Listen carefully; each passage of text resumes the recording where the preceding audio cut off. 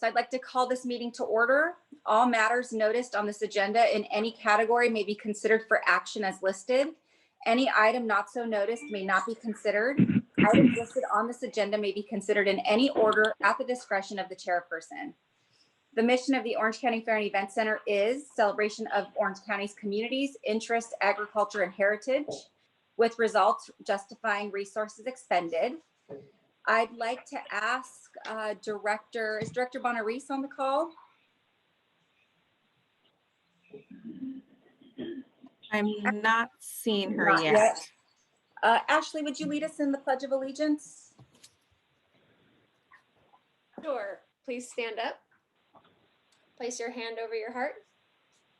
I pledge allegiance to the flag To the flag of the United States of of the America, States of America, and to the republic, republic for which it stands, for which it stands, one nation, one nation, under under God, under God, indivisible, visible, with liberty with liberty and and justice justice for all.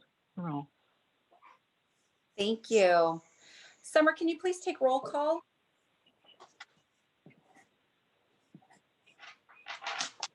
Chair Rubalcaba Garcia, Here. Vice Chair LaBelle, Here? Director Cervantes, Here, Director Ruiz, Present. Director Bonarise, Director Aiken, here. Director Pham, and Director Kovacevic. Here. Thank you. Perfect, thank you. So the board will be going into closed session, but before we do that, I just wanted to take a minute to send our condolences and remember somebody who's been a very big part of OC Fair and is also, I believe, the president of the Friends of the Fair, Vince Polmeyer, who recently passed away. So please, I just ask everybody to keep his family in your prayers. And, if you'd like to send a note to Reggie, I'm sure she would appreciate that. But on behalf of the board, our condolences for this very untimely loss.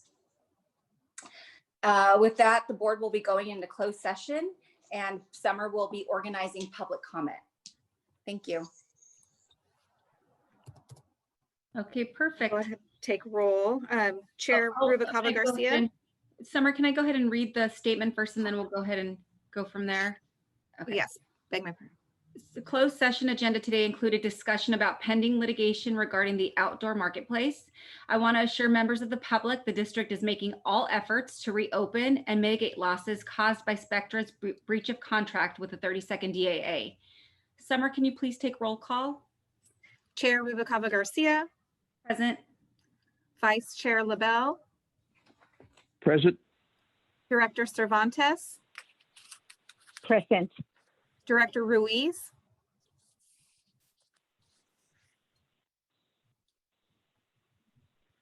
Director Ruiz.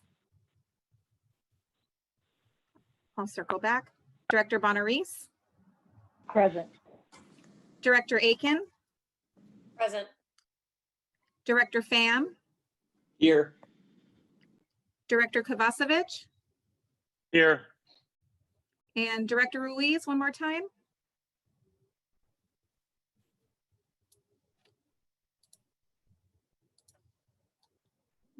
Okay, Chair Rubalcaba Garcia, I pass it back to you.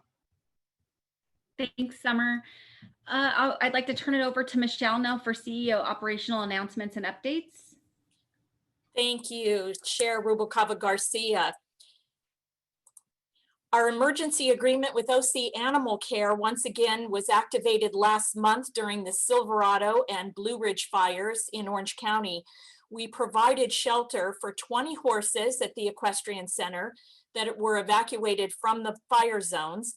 And our team created temporary stalls in the action sports arena for many more. Thankfully, we didn't need to use the extra stalls and all the horses have now been safely reunited with their owners. Well, all good things must come to an end, and it was a very successful ending indeed to our first ever Fair Food drive-through. Over the course of 9 weeks, The event generated over $1 million in concession sales and lots of smiles and messages of appreciation from our fair food fans. We hope to do the drive-through again in the coming months. Our team of landscaping goats and their donkey protectors are becoming quite famous, being featured with Gail Anderson on KTLA and in feature articles in the OC Register and the Daily Pilot. They're doing a terrific job of clearing the weeds on the Pacific Amphitheater berm.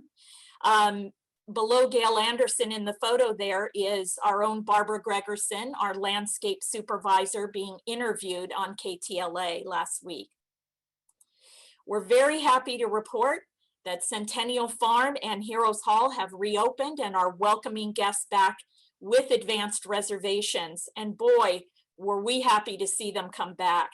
In the first 2 weeks of reopening, we've seen hundreds of guests at the farm and Heroes Hall. Now, unfortunately, with Orange County now back in the purple tier, we will have to temporarily close the inside exhibit at Heroes Hall, but we hope we can reopen as soon as Orange County works its way back into the orange tier. But the Medal of Honor courtyard and the Walk of Honor are still open at Heroes Hall, and Centennial Farm is still open.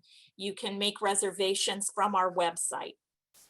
And speaking of Heroes Hall, our own Carol Singleton, Heroes Hall supervisor, was recently honored by California Assemblywoman Cotty Petrie Norris as one of the 74th District's Veterans of the Year. That's Carol on the second row on the left with Assemblywoman Cotty Petrie Norris during the live Facebook awards ceremony. Carol, a U.S. Army veteran, was recognized for her work in bringing veteran stories and issues to life at Heroes Hall. A quick financial update. For the 10-month period ending October 31st, we recorded revenues of $3.37 million against our budget of $50.1 million. So we are unfavorable to budget on the revenue side of $46.8 million. Better on the expense side, actual expenses of $16.7 million against a budget of $45.8 million. We are favorable to budget on our expenses of $29.14 million. So our net deficit for the 10 months ended October 31st, actual is $342,313, and that is an unfavorable variance to a budget of $17.65 million. In terms of our cash and cash equivalents, cash on hand is $1.2 million, combined with our investments is a total cash and cash equivalents of $44 million. That's a $14.3 million decrease over the same period last year, or 24.5.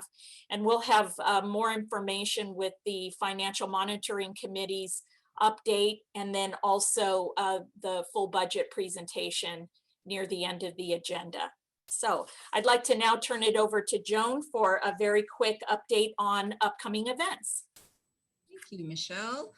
Good morning. And once again, I'll highlight our current and upcoming events. And as a reminder, this information, along with additional event details, can always be found on our website, ocfair.com. Michelle, if you want to, as Michelle just mentioned, although we're back into purple tier status as of a couple of days ago, Centennial Farm, as well as the exterior exhibits at Heroes Hall, are open to the public in a limited capacity. Just need to go online and make reservations. COVID testing by 360 Clinic continues through the end of the year, Monday through Friday, 7 a.m. to 3 p.m. and again by appointment. Power of One emergency food assistance drive-through takes place this Saturday, November 21st, 8 a.m. through noon. And just to note, this is a special Thanksgiving food distribution and is by appointment only. And Farmers Market is here each Thursday, with the exception of Thanksgiving next week. Moving on. The Christmas Tree Lot by Seasonal Adventures opens November 27th and runs through December 18th. And very happy to announce that Winterfest presents Night of Lights OC. And this is a mile-long drive-through winter wonderland taking place December 3rd through January 3rd. Tickets are available online at nightoflightsoc.com. Share Ourselves presents their annual holiday Adopt a Family event December 15th through 17th. And I'd like to mention that this is the 51st year that SOS has offered this wonderful event. And according to the SOS website, there are still families in need of being adopted. And then Flying Miss Daisy had a wonderful event last weekend and will do so again on Saturday, December 12th, 9 a.m. to 3 p.m. Free admission. Parking is $7. And if you have any questions, I would love to answer them. Otherwise, this concludes my report. Thank you. And that concludes our report. Thank you, Joan. Thanks, Michelle. On to agenda item number 7. Can I please get a motion to approve the minutes from the October board meeting? I so move. Second. Second. Perfect. Thanks. Summer, can you please roll call? Chair Rubicava Garcia, Yes. Vice Chair LaBelle, Yes. Director Cervantes, Yes. Director Ruiz, Yes. Director Bonaris, Yes. Director Aiken, Yes. Director Pham, Yes. and Director Kovacevic. Yes. Perfect. Thank you. Moving on to agenda item number 8, matters of public comment. Public comment is not allowed on issues not on the current agenda. However, no debate by the board shall be permitted on such public comments, and no action will be taken on such public comments items at this time, as law requires formal public notice prior to any action on a docket item. Speakers are requested to sign in prior to the start of the meeting and are limited to 3 minutes. Comments will be accepted on agenda items during the meeting. Speakers wish to address the board on items on the agenda are requested to sign in prior to the start of the meeting and identify the agenda items on which you desire to address the board. Speakers are limited to 3 minutes. Summer, I believe we have 5 comments on this topic. But We do.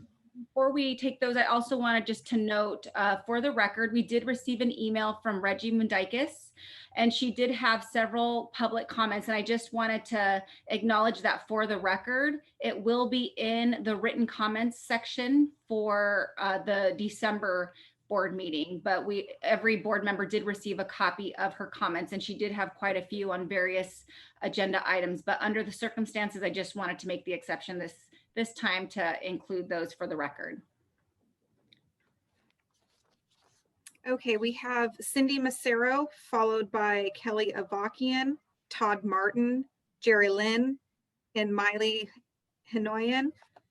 Cindy Macero, when you're ready. Thank you. Good morning, Orange County Fair Board. Thank you for your service to our community and continuing to work to make our fairgrounds a place of pride in our city, county, and our state. I want to thank you for forming the Diversity Committee and their commitment to taking up the flag issue that has been raised on this since July. I'm really looking forward to seeing the flag issue being resolved, and I'm hoping that that will be resolved today.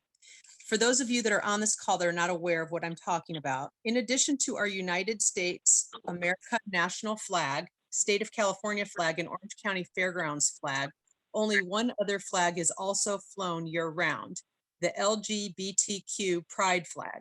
This flag is being flown year-round, not just during Pride Month. About a year ago, this board decided to fly this one particular special interest flag to make people this flag represents feel included and welcome. However, there are also other groups that do not feel included or welcome. Therefore, it seems right, fair, welcoming, and inclusive to recognize other groups' flags as well. If only one single special interest flag is flown, other groups will continue to feel disenfranchised if their flags are not also recognized. We can avoid this through a fair and equitable resolution to fly other groups' flags for equal and fair inclusion, or simply remove any and all special interest flags and only fly the United States and State of California flags, which represent all of us. I am grateful to this board for creating the Diversity Committee and their commitment for taking this issue up, and I look forward to the fair and equitable resolution I know you all will come to. Thank you very much. Thank you, Cindy. Kelly, when you're ready.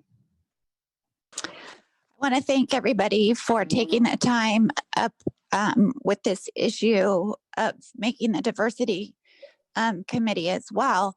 And I too have been speaking for the last 5 months about the flag issue of the flagpole, that there's the United States flag, a California flag, and then the LGBT flag. And we've consistently asked you guys to please address the issue with us, because we have an equestrian center there that produces many world champions and USA champions. I'm not understanding why we can't put the USEF flag for the equestrian center. And then also the fairgrounds is a big part of these kids and 4-H and Future Farmers of America.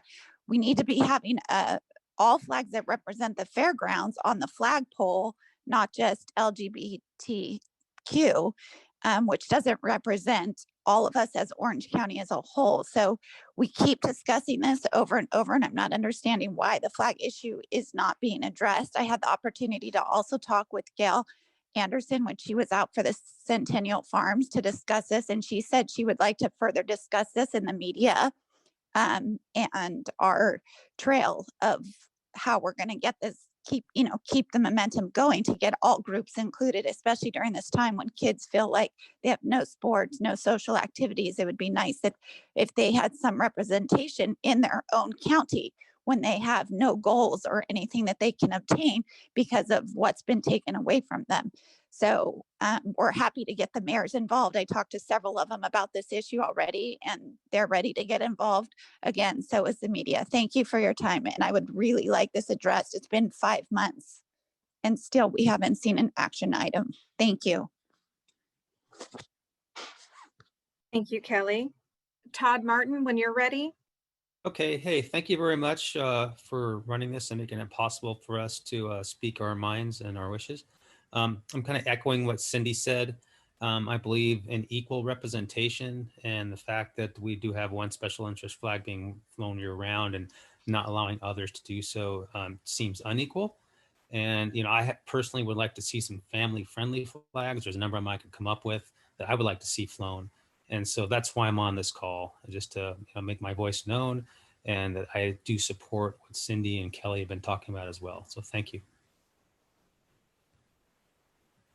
Thank you, Todd. Jerry Lynn, when you're ready. Good morning. Can you hear me? Yes, go ahead. Okay, great. Thank you. Good morning, Board of Directors. This is Geraldine. This is the 5th month as well that I've called in to discuss the flag issue. I concur with what has been said before me. We love the fairgrounds, and actually I'm really excited to hear about all the good things. So grateful that we have a place that we can bring horses when there's fires. Love the animals, and you guys are really doing great stuff. But I'm perplexed, 5th month in, talking about diversity and welcoming people to the fairgrounds. Why can't we have a diversity in the flags? And there's many special interests. I could come up with a lot as well. I'm just perplexed why this hasn't been addressed yet. So I'm asking the board, please pick this up, give us some indication that you're hearing our voices. We'd all love to have a discussion and come to a conclusion that makes all of us satisfied with what's going on at the fairgrounds. So I appreciate your time, and please pick this up. Thank you. Thank you, Jerry Lynn. Miley Hanoyan, when you're ready.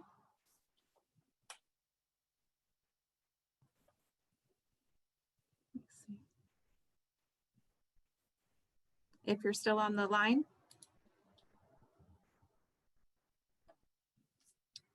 And Chair Rubalcaba Garcia, I am not seeing her. She must have dropped off the call. Okay, perfect. Thank you. So that concludes public comment. On to agenda item number 9, consent calendar. All matters listed under consent calendar are operational matters about which the board has governing policies, implementing which is delegated to the CEO. They will be enacted in one motion. There will be no discussion of these items prior to the time the Board of Directors votes on the motion unless members of the board, staff, or public request specific items to be discussed separately and are removed from the section. Any member of the public who wishes to discuss consent items should notify the chair of the board at the time requested and be recognized by invitation of the chair to address the board. Does anybody have any items to pull from the consent calendar? Chair Rubalcava Garcia, we don't have anything to pull from staff, but I just want to highlight one item. It's listed under CDFA correspondence.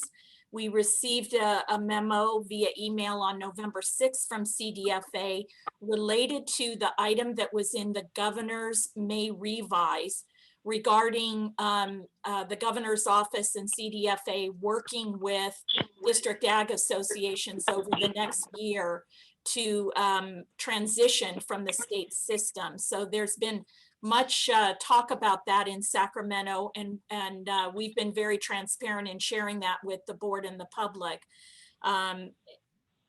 The memo talks about 3 public workshops that are being offered by CDFA to provide stakeholders an opportunity to make recommendations for alternative operating models for fairgrounds. And those workshops, one was held on Thursday of last week, the 12th.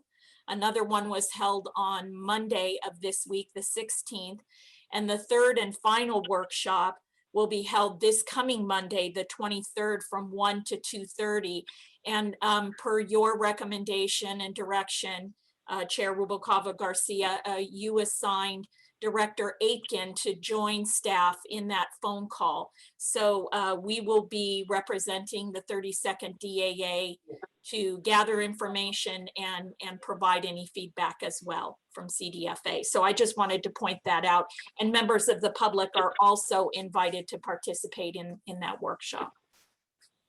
Perfect, thank you. And I think this is one of the agenda items that Reggie provided comment on, which will be in the December agenda. Thank you, Michelle, for that update. Are there any items that board members would like to pull? I move the consent calendar. I Second. second. Perfect. Summer, can you please take roll call? And I just want to also clarify, we do not have any public comment on this item. That is correct. Chair Rubalcava Garcia, Yes. Vice Chair LaBelle, Yes. Director Cervantes, Yes. Director Ruiz, Yes. Director Bonaris, Yes. Director Aiken, Yes. Director Pham, Yes. and Director Kovacevic. Yes. Thank you. Thank you, Summer. On to agenda item 10, governance process. Can I please get a report from the Financial Monitoring Committee, Director Pham or Director LaBelle? Yeah, sure. Financial Monitoring Committee met recently. Staff originally previewed the 2021 budget study session materials with us on November 9th. We subsequently had a full study session, which allowed for, and we invited all members of the board and public to listen in or dial in and whatnot. Ultimately, I feel pretty satisfied with the budget, considering all the challenges in determining what's going to happen in the next year or so. I mean, it's frankly anyone's guess at this point.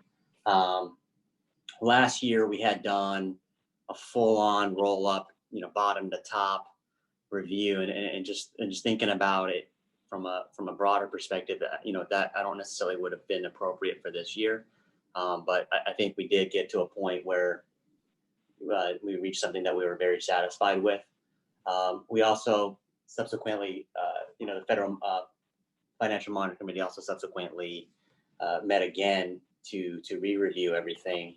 as well as, the results up to October 31st, which, as you heard earlier, being unfavorable to budget by 17.6 million due to the lack of the fair.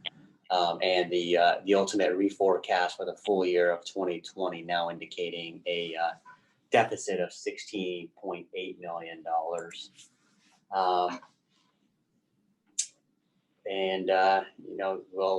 We'll keep monitoring as the year goes on and readjust accordingly.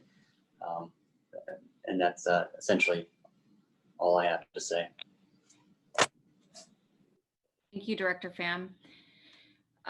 Governance Committee, we're going to go ahead and table that. We actually have an agenda item H that'll, we can go into more detail there. Facilities Committee, Director Aiken or Director Pham? Yeah, so we also reviewed, under the Facilities Committee, specific CapEx requirements and projects that were going on and deferrals into the following year as we, essentially are in maintenance mode at this point until there's further clarity. It kind of rolled in and combined with the budget study session as well. So it worked out that, I was on both. Thank you, Director Pham. And then Diversity Committee, also an agenda item. We'll go ahead and move on from here. Any questions before I move on to agenda item B? Chair Rubalcaba Garcia, this is Doug. I'd like to just make a brief comment on the Heroes Hall Veterans Foundation. Perfect. We are continuing to work with the consultant that the foundation has hired, Sandy Stone. She's putting together a number of options for the foundation to consider in terms of ongoing fundraising efforts. And I also wanted to indicate that the foundation, through the chair, has sent our congratulations to Carol Singleton for her honor as a Veteran of the Year in Orange County.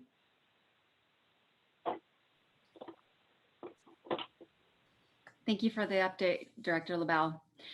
At this time, we're going on to agenda item B, but I'd like to table this item. It's an informational item and we have various action items. And I know that there are a couple of board members who need to leave, and I want to make sure we get the items that we need to vote on first.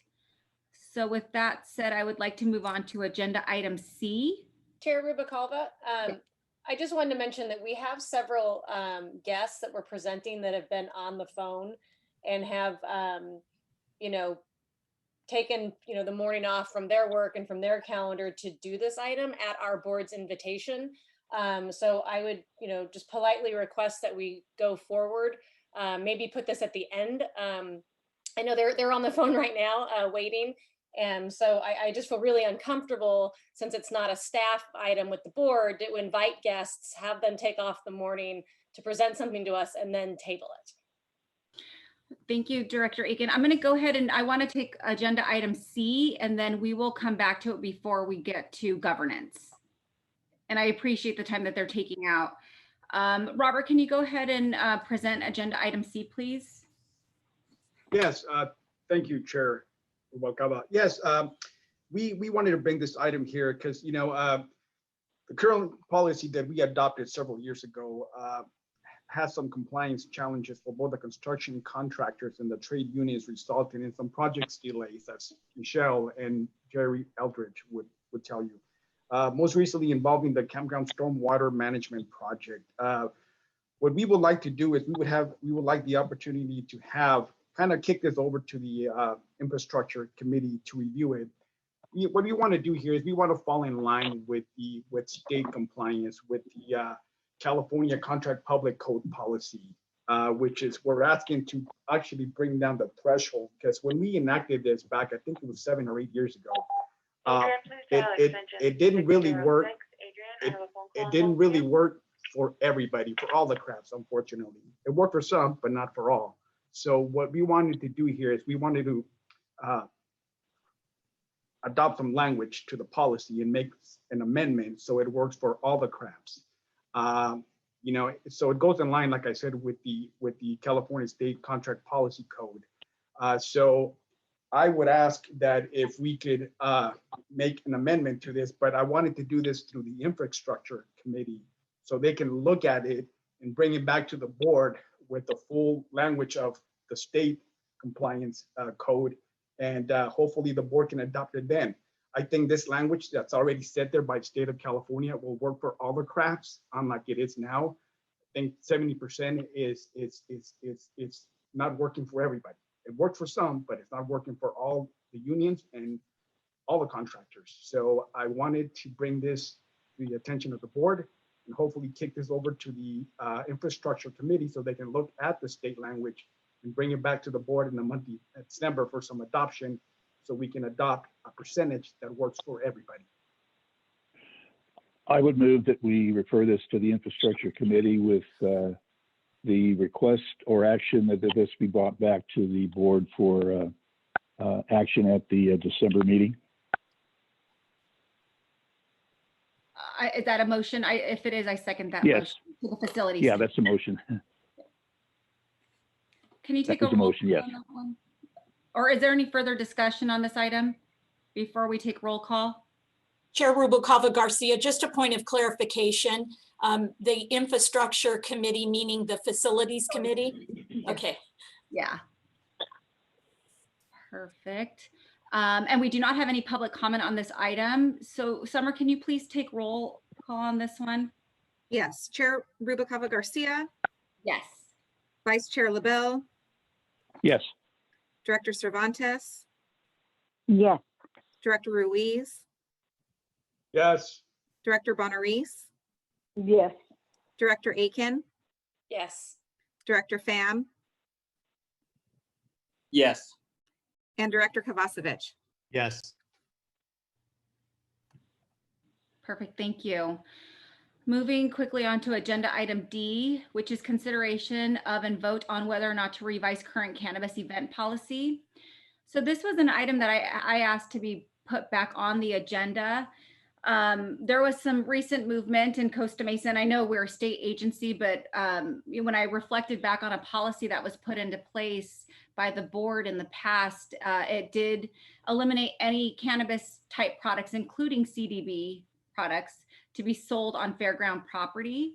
And I thought it would be a good time to bring it back to the board for discussion and possibly revising this policy to at least accept CBD products at farmers markets and other, I mean, you could buy these items at, Trader Joe's now.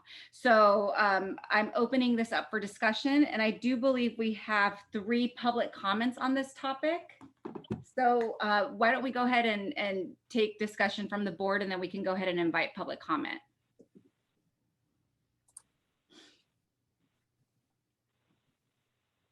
Any questions or concerns?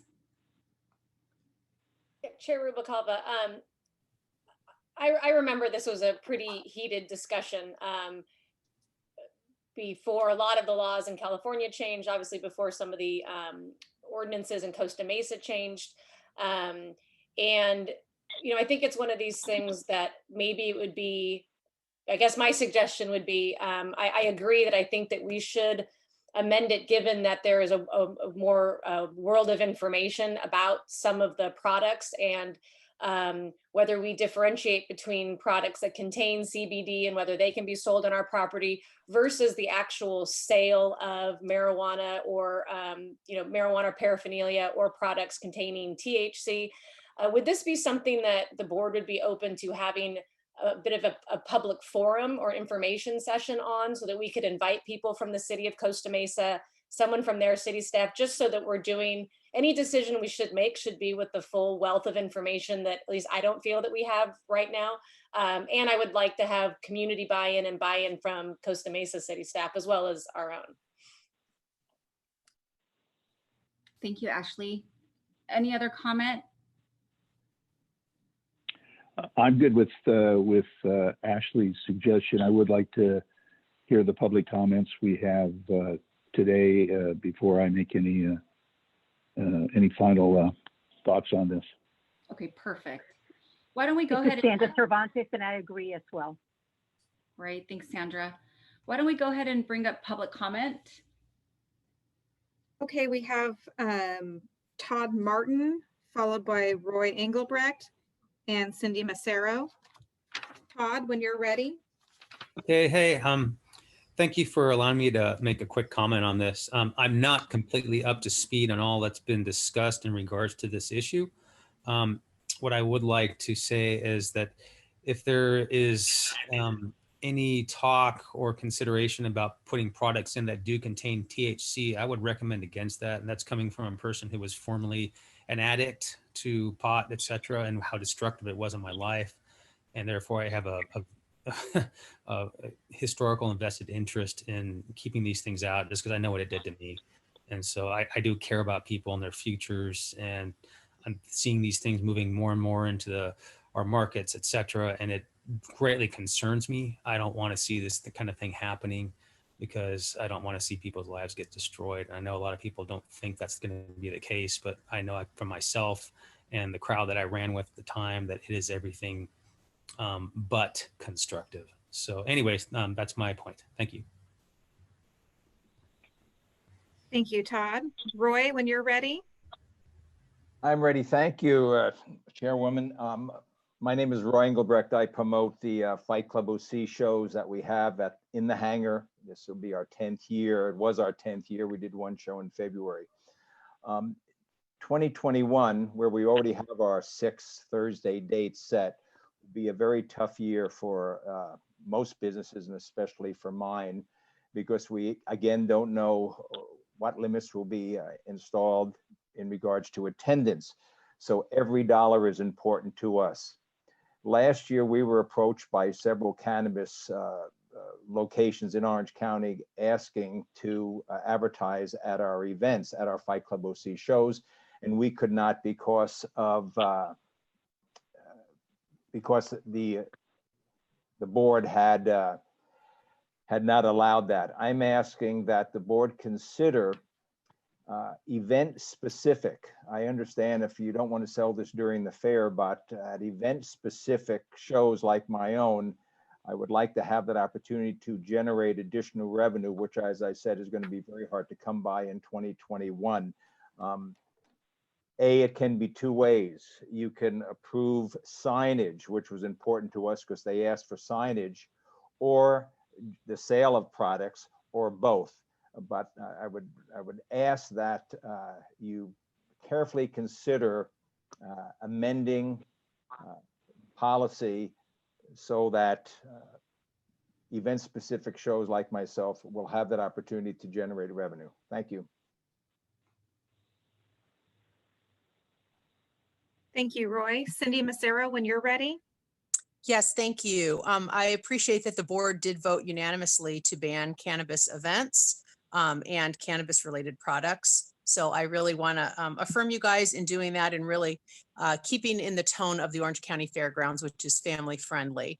And I hear Roy's comment ahead of me, and I hear what his point is. I would not be in favor of amending it in the way that you have here, permitting the promotion and display of products. I do want to keep in the feeling and the tone of a family-friendly environment. However, to Roy's point, for a specific event like his, that would be only admitting people that are over the ages, let's say, of 18 or 21, then in those circumstances, then I would go along with what Roy, the speaker before me, said. But in any other circumstance, please do not post signage. Please do not change your policy on this. This is a slippery slope, and we do not want the fairgrounds to have its reputation tainted and start to look like it is not a family-friendly environment. Thank you. Thank you. That concludes public comment, Chair Rubalcaba Garcia. Thank you, Summer. Are there any other further comments from the board? At this time, I would like to recommend that we do hold a public study session on this policy as recommended by Director Aiken and also supported by several other of our board members. I think it would give us an opportunity to not only identify the economic impact that cannabis could have to our local economy, but it also gives us the opportunity to decide or discuss if there are categories of cannabis that we might be able to incorporate into a policy that would allow for, vendors to sell on our property. And I'm also interested in finding out more on the event side for specific events that might be like Roy's, for example. Michelle, can we go ahead and work to figure out a date that would, and I have no problem hosting that meeting to get public comment on that. And I would invite City of Costa Mesa, but I think that we should invite surrounding cities because we are a state agency. So we should make this a county at large issue. We are not subject to the laws of the municipalities in the area. We are really to comply with state laws, but it is, I think, as good neighbors, we want to make sure that we're incorporating what they are doing. But they did recently pass Measure H, which I believe was a council-supported measure, which allows for cannabis to be sold in Costa Mesa. So at this time, those are some of the things we'll highlight during that public meeting session. Yes, we can absolutely do that. I'll work with you on dates and we'll loop in the city as well. Okay, perfect. So no vote necessary, right? We'll table this until we get public comment or the public session. Great, thank you. At this time, I would like to go to agenda item E. Director Kovacevic or Director Ruiz, do you have any, either of you like to take that one? This is Director Kovacevic. Yes, I could take this one. So, this item landed on the agenda because unfortunately there was a lot of confusion when the diversity committee was originally voted on by the board and then formed. And I think the confusion from a lot of the directors, including Director Ruiz and myself, was just around what the specifications of going through a board vote versus having this committee appointed. Like most committees, from what I'm told, are appointed by the chair, and the difference in what that means and how that translates to what the committee can actually do. And we felt that upon reviewing the restrictions that would come with the way that this committee was formed, that we really felt the committee would be hindered in its effectiveness in carrying out the mission of the committee. We believe that there's a lot that the board can do, these higher level discussions with the public. We do believe there's a lot that can happen there, but we believe that there will be more impact by this committee being able to work very closely with the staff. We believe that the staff that is operating the day-to-day activities at the fairgrounds is the most important component to seeing out the diversity initiatives that are taking place. I'm sorry, I'm hearing a little bit of feedback. If you could mute if you're not. It's gonna be too dark. Oh, okay. We felt like we'd be hindered in being able to really work closely with the staff on a day-to-day basis and actually be making an impact on the operations and within the fair. So we feel that we would like to revisit this. Our recommendation is that we disband the committee in the way it was formed, and then revisit this at a later date or potentially immediately following this, and kind of reconsider how we want this committee to function. So I don't know if Director Ruiz has anything to add to that. Yeah, you know what? I want to echo everything that Director Kovacevic just said. I guess there was a misunderstanding, and I apologize for that. But I think the intention of this committee is great, and I think if we want to expedite a lot of the action that we would like to take on, making it a two-person committee would be better to do that. And again, the public is welcome. I mean, we would entertain meetings where we would invite the public as well. So again, if the board takes it into consideration, like Director Kovacevic said, to dissolve this and make it into a two-person committee, just like most of the other committees that we have, that would be great. Thank you. Director, Just, you know, Director Garcia? oh, go ahead. Yeah, this is Director Bonaris. I just kind of want to refresh the board's memory of how this got started.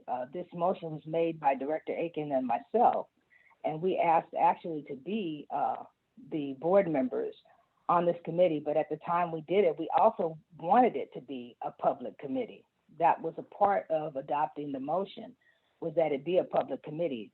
So I'm sorry that people were confused by that, but regardless, it is a public committee and it was by design.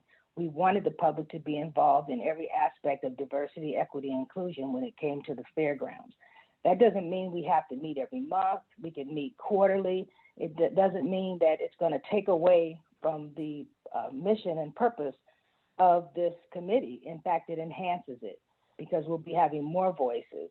And so when we originally brought this to the board, when you adopted it, it was for the specific purpose of being a public committee. And again, I know that I asked to be made one of the board committee chairs for this, or a member of, and I know that Director Aiken also sent an email to the board chair at that time asking to be appointed to this committee. So I'm not sure what happened since then. I know we have not met at all on this committee. So I would like to see us to continue on the way that we are. If we want to change out who the committee persons are, that's a consideration as well. But this was adopted for the purpose of being a public committee. Yeah, and Director Bonaris, I think the concern is that many of us, including myself, we're not aware of the fact that no business can be conducted unless it's in public. And that really, I think, is the point of Director Kovacevic and Director Ruiz bringing this back to the full board for discussion. It's not that we don't, when I'm hearing them say, it's not that it's not an interest of the board. It's just, it sort of has our hands tied that everything has to be done in public. And I also want to reassure other board members on this call that I am prepared to create a diversity committee that would be a chair created committee. So if there are there any other comments from the board, and then we'll go ahead and open it up to public comment. Chair Rubalcaba Garcia, I'll make a quick follow-up to that. I agree with what you said, and certainly wanted to clarify that if I am selected to continue on or to go onto a new committee that represents this initiative, and say I've conferred with Director Ruiz, we would both assume to be taking this committee to the public. Certainly, we think that the public involvement in this committee is extremely important. Just to echo your thoughts, we do believe, though, however, if only allowed to operate in the public, it would hinder our effectiveness as a committee. So we'd like to have the option to do both. And from what we've been told, and again, this is the confusion, under the way the committee was previously set up, we would not be allowed to do both. And so we put this initiative to span this committee with hopes, and you've confirmed, that we would be able to pick this back up in a different fashion with more flexibility to ultimately have a greater impact with this initiative. Chair Rubalcaba Garcia, I have a couple of comments, if it's appropriate. Please, yes. I understand where my fellow directors are coming from, but I think there might be a confusion about what is policy versus what is operational.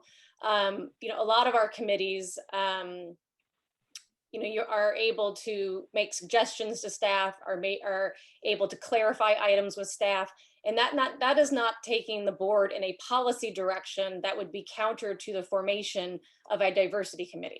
And I guess my concern is that we are disbanding a board created committee without ever giving it a chance. We have not had one diversity committee meeting called.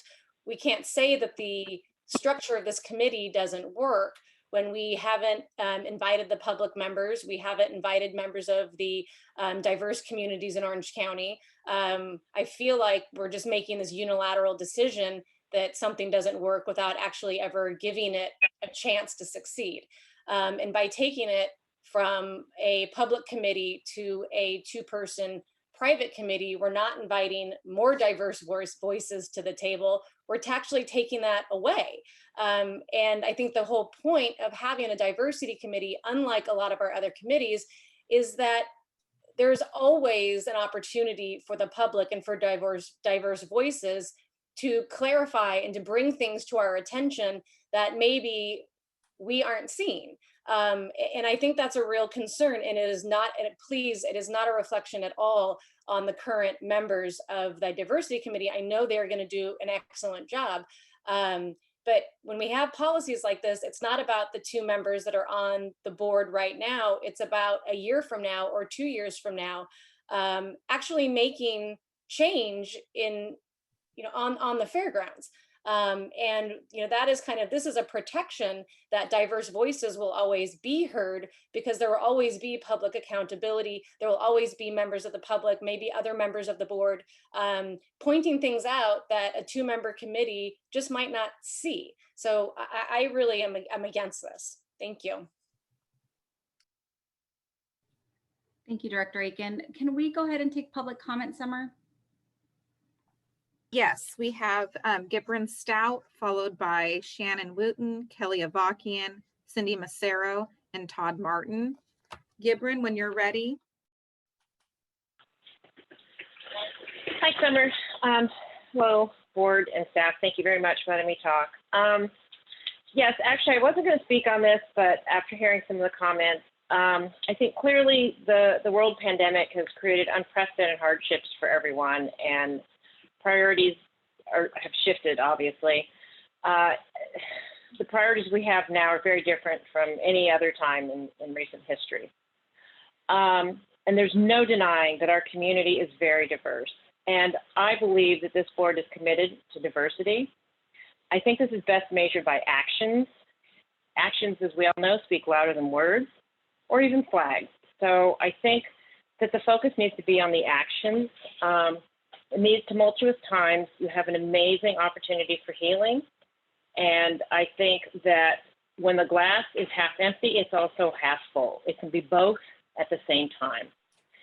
I think rather than talking about dissolving the diversity committee, how about we talk about combining and including the diversity committee, perhaps including it and combining it into community engagement, because they're essentially 2 sides of the same coin. I don't think you have to have one or the other. I think we need both. I think both are important, and I would like to see both happen. We need more diversity. We need more community engagement. We need more healing. I don't think anybody can deny that, and I would like to see that be the solution rather than picking and choosing which committee. Let's combine them into one. Thank you.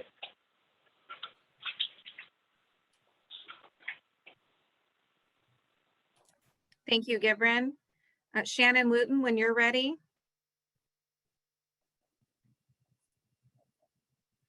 Is Shannon still on the line? Moving on to Kelly Avakian. Kelly, when you're ready. Hi, yeah, thank you for taking my call. I'm disappointed to hear too that a diversity committee is being disbanded when nothing was even banned in the combined in the first place. Diversity specifically states the state or fact of being diverse, unlikeness, variety, multiformity, the inclusion of individuals, not the exclusion. It seems like by getting rid of it, you're doing the exact opposite of diversity. You're excluding individuals.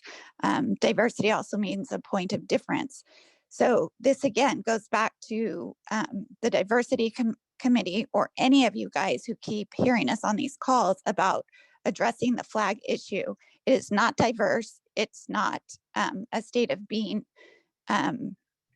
unlikeness. It's not a state of being difference. What you've done is you've put an American flag, a California flag, and an LGBT flag. So diversity goes to either putting all of our flags up or taking down the LGBT flag, because it doesn't represent all of us. The California flag does because we're in California, and the USA flag does because we're Americans, but the LGBT flag does not represent and it's not diverse for everybody, and it's not including everybody, and it's not giving everybody a point of difference. It's just one point of view. So either we need to, like your committee has said in the past, last year, either we put up a flag for one group, then we have to put it up for all the groups. So you either need to stand by your putting up all the flags of all the groups, or take one down to become more inclusive of everybody instead of exclusive, which is exactly the point you're doing, is excluding all the other groups by not taking up our flag cause. So in your guys' own words, either put up all the flags or take one down. Thank you. Thank you, Kelly. Cindy Macero, when you're ready. Hi, yes, and I do believe Shannon Wooten is back on if you would like to take her ahead of me. Why don't you go ahead and we'll circle back. Okay, that sounds great. Thank you so much for letting us comment on this. Right now, in the state of where we're at, transparency is of the highest degree of importance. We're such a divided country in so many ways, and this diversity committee, as the speakers before me have said, could really be used to bring healing and unity. And in order to have that, there has to be transparency. In reforming this committee into a private two-person committee, we'll be working against that. It won't be providing transparency and openness. It will just breed uncertainty of whether what's really going on behind closed doors is really truly diverse and equitable and inclusive, as I know what the mission of that is. Clearly, the public has an interest in the issues that this committee will be discussing. The public has been on this call every single month for the last 5 months. So we clearly have an issue in that and would be active and interested in the issues that are going to be brought up. So I would propose, why don't you, since this committee has not, to Director Aiken's point of view and Director Bonaris, since this committee has not done anything yet, why don't they take up the flag issue as they said that they would when this was first formed, and then they can decide after this flag issue is resolved, then they can decide, and you all can decide, if the structure needs to be changed and made into a two-person committee at that time. But since you have the public that's interested in this right now, why not take up this issue and do it as a trial run for an open committee, the way it's been designed, a public committee, and then decide after that. Thank you. Thank you, Cindy. Shannon Wooten, if you're back on the line. Yes, I am. Thank you so much. Yes, I am in agreement with what's been spoken before me about having this diversity committee be inclusive of others. I think, again, that's the whole point of the word diversity, is to have multiple opinions and viewpoints represented versus a small amount. And I think that everyone can agree that in this moment in time, there's a lot of public concern about many things, and to have our voices heard is very important versus feeling like things are being decided for us and placed upon us. So I think that's very important for community and for just equitable, relationship within our community.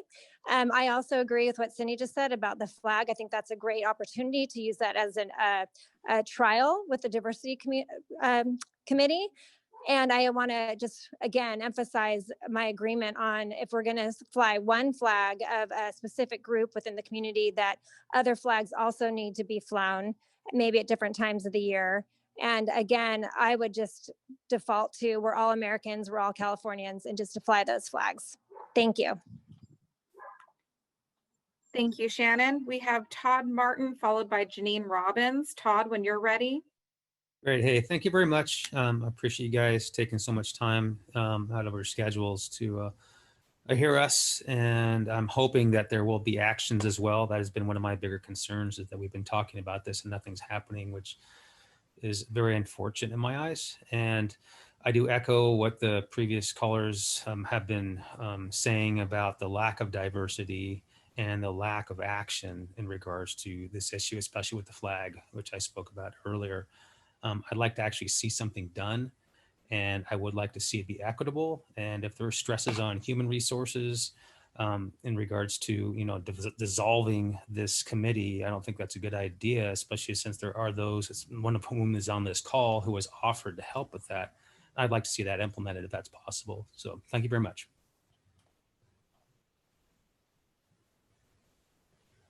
Thank you. Janine Robbins, when you're ready. Good morning.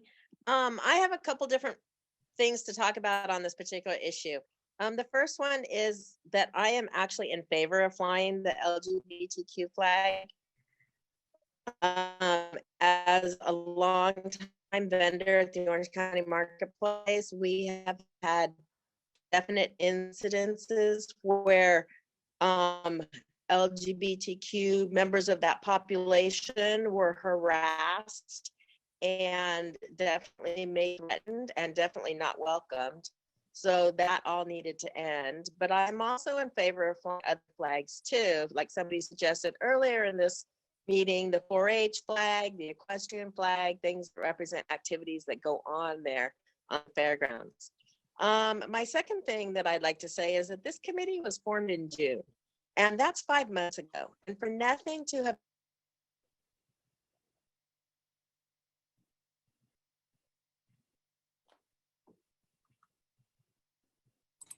Did we lose her audio, or is that just me that can hear her? No, I can't hear it either. I can't either. Yeah, me neither. We'll give her a second to, I don't think she dropped off. I think she just has audio issues. I've paused the time. Looks like she might jump off and then jump back on again. Okay, was that the last public comment? It Summer? was. Okay. I'd like to turn it back to the board and call for a vote to, and I think the language that we're using, dissolving it, what we would like to do is we would like the board to eliminate this committee as a board voted committee and consider it being reintroduced as a chair committee. Can you go ahead and take? Before we do that, I'd like Josh to weigh in because this was it was adopted by the board. Is this are we going to rescind it? Is there going to be a motion to rescind? If so, you need a 2/3 vote to do that. So Josh, I'd like you to weigh in how we're handling this situation. I'm not an expert on Robert's Rules of Order in terms of votes to rescind. I think the board does have the authority to terminate this committee, which I think, same as creating the committee, would only require a majority vote. If the board otherwise has operated under Robert's rules, I have not seen a rescission vote in our office this time since we resumed representation of the fairgrounds. If it's been the board's practice to rely on a 2/3 vote, I certainly couldn't correct you on that, Director Bonaris. I'm simply not familiar with that practice here. But the board does have the authority to essentially end or terminate this committee. As to whether it requires a 50% vote or a 2/3 vote, I don't have Robert's Rules of Order in front of me, and so I'm not able to speak directly to that issue. Yeah, the newly revised says it's 2/3. Well, and one of the things I think I'm concerned about is some of the language that's been used by some of the board members who are in support of keeping it as a unilateral decision. And, the board did back in June vote to create this committee. And I do believe that we had 2 people who voted against it. And at this time, the board, the 2 committee members are bringing it back to the board for reconsideration so that it's not a board created committee, but rather a chair created committee. And I would think it would be at the pleasure of the board to vote on it once again and see is it a majority vote to, dissolve the committee and then allow the chair to create a new committee. So Chair Rebecca Garcia, this is Director LaBelle. If I could make a couple of comments before we go any further, I would like to do that. Please do so, Doug.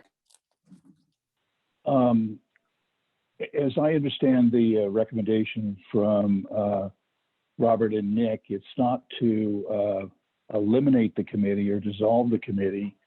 It is just to put it in a format that is consistent with all of the other board committees that are assigned by the chair We have specific committees that are ongoing, and we have ad hoc committees that deal with a specific issue. And when that's concluded, the committee is dissolved. Right now, we have 3 committees that have been very active: the Governance Committee, yourself and Barbara, and you've had a number of public meetings, getting input from the community from a transparency standpoint. Prior to those committee recommendations being presented to the full board, Newton and I have had a public workshop relative to the budget process prior to bringing forward our recommendations to the full board for action. The Infrastructure Committee, my recollection is Ashley and Newton have done the same in terms of outreach to the community. So this doesn't change the transparency issue of it at all. What it does is make it very clear that committees in and of themselves are advisory. They take no action independently from full board consideration of policy issues.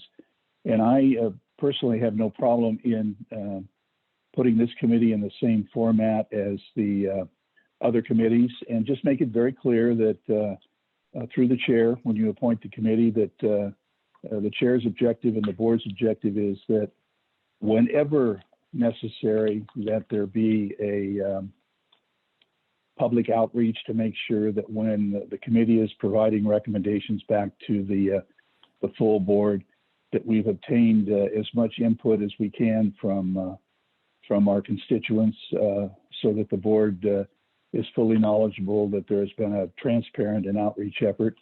And I would think that that Nick and Robert, subject to your appointment, obviously it's the chair's prerogative as to who you appoint. I would think that they have very clearly, they have the message that the desire is to make sure that there be as much transparency, not only in this issue, but in all issues as possible. And I think this is just to facilitate the work of the committee, to assist the board and not to make their challenge more difficult.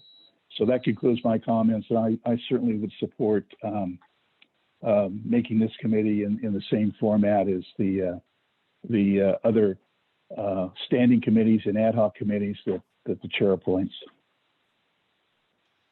Chair, if I could follow up. Please. I agree 100% with what Doug LaBelle said. I think that we absolutely have the right, I mean, as a board, to do this. I don't ever recall us requiring a 2/3 vote, so I don't think that's good policy, and that's not what I'm recommending. And even though I don't support this motion, I 100% have faith in the members of the diversity committee that they are going to be transparent, that they are going to give it their all. And I did not mean in any way to imply that I didn't. And I thought I was pretty clear about that. But as far as if that's the direction that the board wants to go in, then I just think we can just call the question. Yes, thank you. I just wanted to add to that. Thank you, Director LaBelle, for being the voice of reason, as always. I think the language that we adopted here to dissolve just doesn't sound like, the correct language that we should have had. But I think the intention here is to do what is right, like all the committees are, for the community and for the fairgrounds. So again, thank you everyone for their comments, especially Director LaBelle. I think he put it all in perspective here with his comments. So I wanted to, again, thank him and call for the vote. Perfect. Summer, can you please call for the vote? Chair Rubalcaba Garcia, Yes. Vice Chair LaBelle, Yes. Director Cervantes,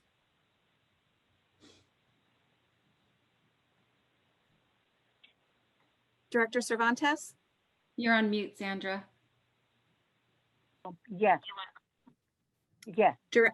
Thank you. Director Ruiz, Yes. Director Bonaris, No. Director Aiken, No. Director Pham, Yes. and Director Kovacevic. Yes. And I think that motion passed. Is that We correct? have six yeses, 2 nos. Okay. Okay, thank you. So with this item taken care of, I do have some new committee assignments that I would like to share with the board today. And I believe we have a slide for that. So, you know, we have a lot of committees right now, and I know that that can take a lot of time, and I just wanted to sort of streamline a few things. So we do have the leadership committee, which is not changing. That is the chair and the vice chair. And the purpose of this committee is to provide executive support to the board. And but we don't do anything unilaterally. We are working with the board on everything. The other committee is the Financial Monitoring and Audit Committee. So that is something I would like to combine. We currently have 2 separate committees for this. The committee members that I would like to assign to this are Director Pham and Director Bonaris. The purpose of this committee is to monitor the organization's financial position and ensure financial controls are in place. The focus of this is monthly financial oversight, annual budget review, annual audit process. And for the members of the public who are on this call but may not be able to see the slides, I'm going to go ahead and read them as we're going through them. Next slide, please, Michelle. The Facilities Committee will consist of Director Aiken and Director Ruiz. The purpose of this committee is reviewing building and grounds related projects and issues and recommend site planning direction. The focus is construction projects, capital expenditures, master site planning. So that's what this committee will continue to review. Community Affairs Committee. This committee will consist of Director Kovacevic and Director Ruiz. The purpose of this committee is to oversee the board's relationship with the community. The focus will include diversity, equity, and inclusion, which will roll up under this Community Affairs Committee. We will also have community engagement, relationships with local, county, and state officials will also fall under this committee. So it just creates a more robust committee. So when you are having public meetings and we fully support full transparency. So when you can, please bring these to the public and I think that'll help get public engagement on this. The Governance Committee will consist of Director Cervantes and myself. The purpose of this committee ensures compliance with all board policies and regulatory requirements. The focus is policy updates, legislative monitoring, Bagley-Keene, open meeting compliance, and annual Form 700 reporting. Next slide, Michelle. I think that's it, Natalie. Yep. You know, and there might be an oversight here because I believe, can you go back to the next slide? Because I sure. want to read on one of these. Burger kids meal with. Oh yeah, okay, she's on financial monitoring audit. So I believe every board member is assigned to a committee now. So are there any questions or comments on this slide? So I just want to make sure I heard it right, Director Bonaris. You're taking me off the governance and putting me on financial monitoring. Yes.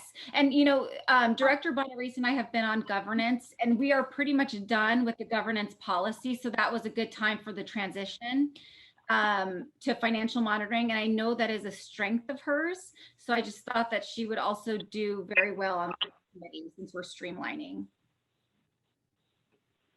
So any additional questions? Okay. This is Director Aiken. Are we not having a committee for Heroes Hall and Centennial Farm, or are they just staying the same? So those were ad hoc committees, I believe, and we are not going to have, the ad hoc committee will no longer exist. Or Michelle. Yeah, I think the idea was to still have the, you know, by the bylaws of each of the foundations to have Fair board members serving on the 2 foundation committees, Centennial Farm and Heroes Hall. So there could be regular reports like Director LaBelle gave today, but it would not be a separate committee. It would, those board members would continue to serve on those foundations. Yeah.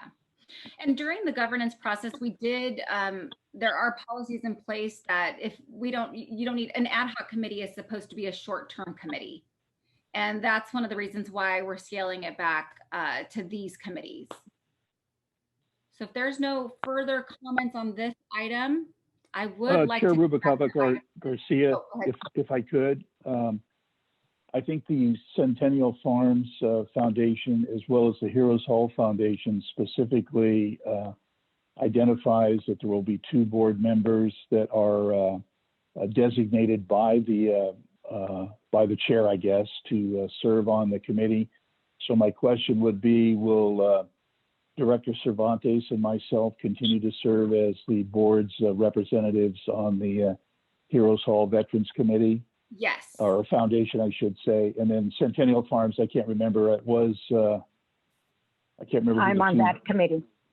Yeah, okay. So that's going to remain as in place. And then all the other committees, other than the ones you've identified, will be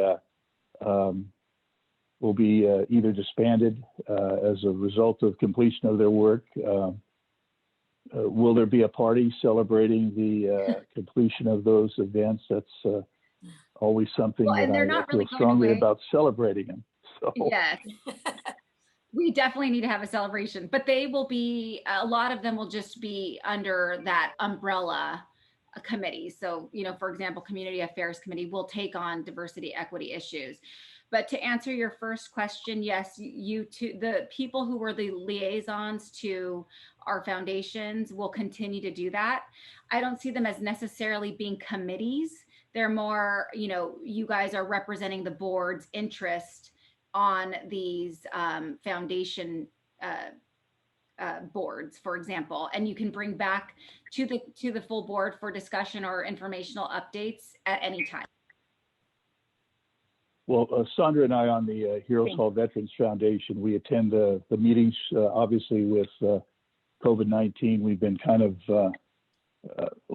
dark a little bit, but although the work really continues on the part of the committee in terms of trying to put our fundraising package together. So I think it's important that somebody remain on as the representative to the foundation, so we can bring back status reports. Obviously, Carol and Michelle attend those meetings as well. So between staff and board, we 99% of the time we get the information back to the board. Perfect. No, that works. And you can bring that at any time. And I do think that kind of helps streamline the efforts that we do as committee members. Now, the audit committee does that remain, or is that combined with the financial committee? That is part of the financial committee. Okay. Yeah, and I will, Michelle, can we send a copy of this slide to all of the board members? Absolutely. Perfect, thank you. And if there are any questions, feel free to let me know, or Michelle. All right, so hearing that there's no further questions or discussion on this item, I'm going to go ahead and move back to item 10B.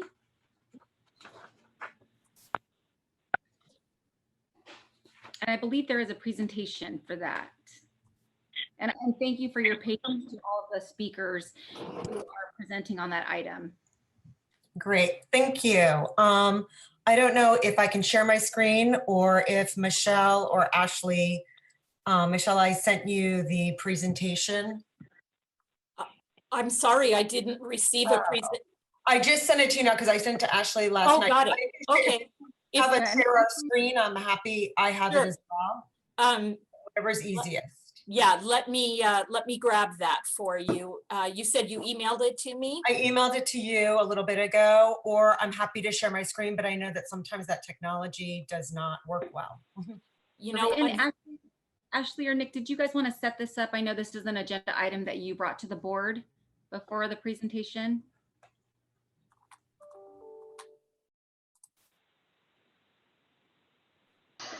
I mean, I'm happy to kind of go just have a brief introduction of why we went to both Ashley and Nick as to why we thought this was important to bring to the board. And it kind of piggybacks on the invitation we made pre-COVID to invite the board to actually attend the gun shows with us to show firsthand what we are seeing as a trend at gun shows in regards to ghost guns. So while we're trying to get the screens up, I'll just do the introduction and then I'll introduce our educator today. First, I wanted to thank both Chairwoman Garcia and all the directors for giving WAVE the opportunity to speak today regarding 80% lower receivers and precursor parts, or what the street calls ghost guns. WAVE stands for Women for American Values and Ethics and is an Orange County-based nonpartisan organization with over 2,500 members with the mission to engage, educate, and empower our community. Our gun safety working group is focused on gun safety initiatives. We are coming to you today because we wanted to share with the board what we are seeing in the rise of ghost gun sales at gun shows and why this is a concern. I myself am a law-abiding gun owner. This presentation is not about whether to have gun shows, nor is it about whether to sell ghost guns at the gun shows. Both are currently legal under existing California law. What this presentation is about is to educate the board on what a ghost gun is and the issues surrounding them, and to provide actual recommendations to the board on how to make ghost gun sales safer for the community and the purchaser. So with that being said, I'd like to introduce our ghost gun educator, Steve Lindley. Steve is currently the program manager in LA for Brady, but prior to this, he spent 27 years in law enforcement. During those years, he worked for the National City Police Department in San Diego County and for the California DOJ, which he served as chief of the California DOJ Bureau of Firearms for more than 8 years. So if we can get the presentation up and then Steve takes over to kind of walk us through the presentation. Sure. That would be wonderful. Julia, I'm so sorry. I don't have the presentation in my email inbox. No worries. If you want to request Yeah, to share, there you go. Oh, here we go. Okay, There we go. perfect. Great. Steve is able to share his screen. Perfect. Great. Good morning. Thank you for the invitation to present to talk about ghost guns today. Again, my name is Steve Lindley. I'm with the Brady United Against Gun Violence. Wanted to talk a little bit about what ghost guns are and why should we care. So one of the first things that we have to talk about is kind of what are they? There's a lot of street vernacular about them, but we need to look at what the definition is and look at why they are illegal, not only on the federal level, but in California. So essentially, a ghost gun is the receiver of the firearm and it's configured in an 80% of its completion. With that, it is not required to have a serial number attached to it under the Gun Control Act of 1968. And without that serialization, it's not required to have a background check done either on the national level or in California. So it really undermines all of our background check processes that we have here in California and nationally to keep firearms away from prohibited people. Oftentimes individuals that purchase ghost guns say, well, they're not firearms. Well, you're purchasing them in order to convert them to a firearm, yet without a background check and no serial number, so it can't be traced by law enforcement. And that's the issue that we want to talk about today in ways that we can kind of increase the safety of this issue. So again, California has the most robust gun laws in the United States. However, with these ghost guns, it not only undermines federal law, but everything that California has put in place over the last 35 years when it comes to protecting its citizens by properly conducting background checks on prospective firearm purchasers, making sure firearms are actually safe to handle, and making sure that the people who are purchasing them are not prohibited and can effectively use that firearm. So what we've seen recently here is ghost guns really weren't an issue, and then they exploded onto the scene, and more of them have been confiscated in crimes by law enforcement because, again, they're untraceable, they're easy to obtain, they're oftentimes less expensive than a regular firearm. So ATF in the ATF office here in Southern California has reported that about 41% of all their investigations lead to confiscation of a ghost gun. If you look back 10 years ago, that number was 0. So there's been a huge increase with that. California has taken some steps in making laws to kind of prevent that from happening, which we'll talk about later. But I want to also talk about what ghost guns do to our current laws here in California, how they completely undermine them. So in California, a normal firearm, whether it's a long gun or a handgun, needs to be sold through a licensed California dealer who is also licensed with the federal ATF. Ghost guns don't have that requirement because they're not considered firearms under the Gun Control Act of 1968. With that, no background check is being conducted because, again, under that Gun Control Act, it's not considered a firearm, even though it has all the parts in the kit and it's ready to be made into a firearm. No background check. No background check in California, no background check on the national level. Was there a question? In California, we do have a 10-day waiting period in order to allow a cooling off period for a firearm purchase and for the California Department of Justice and the federal government to conduct that background check. Again, ghost guns, no such requirement. And this is more of a cash and carry system for the ghost gun vendors. They don't want a trail of documents, so they prefer to have cash, especially at the gun shows. California, in order to purchase a handgun and now a long gun, you have to be 21 years or older. That's not the case here with purchasing ghost guns. And I do know for a fact that there have been individuals under the age of 18 that have been able to purchase these via online sales, which again is restricted by federal law and banned by California law that all firearm sales have to be done in person. However, with ghost guns, you can purchase them online. So, sorry. California also has a requirement for a safety certificate, meaning that the individual who's going to be purchasing that firearm has some basic knowledge of firearm safety. With a ghost gun, that's not a requirement. And then finally, there is a limit to how many handguns that a person can purchase here in California in any given 30-day period. With the ghost guns, you can purchase as many as you want, as quickly as you want. So wanted to kind of look over, review the two types of ghost guns that we have here, not only in California, but nationally. So what we're seeing here is the AR series, or like the AR-15 series, 80% lower receiver. On the left-hand side here, you can see that this is a receiver that was being sold at the Del Mar Gun Show in San Diego County by a vendor that was also at the Orange County and Ventura County gun shows, and they're selling it for $120.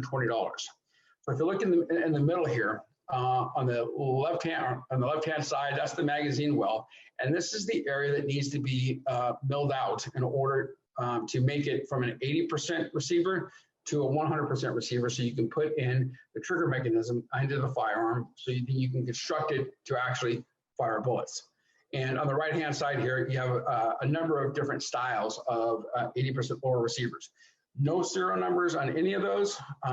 It won't be able to be traced by law enforcement, even though individuals purchase these and they make them into firearms, and they're required under California law to have them serialized and then conduct a background check with Cal DOJ. If you look at the numbers from Cal DOJ about the background checks compared to what's being sold, most people are not actually following through with that current law. But if you look at overall rifles, especially assault rifles, make up a very small portion of the crime guns collected in any one time, not only here in California, but nationally.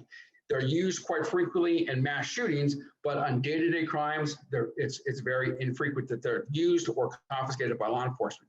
That changes though when you look at handguns, especially semi-automatic handguns. So this was taken a couple different photographs. So the photograph here on the left-hand side was from the Del Mar gun show in December of 2019. And you can see that they have the lower receivers, and these are handguns.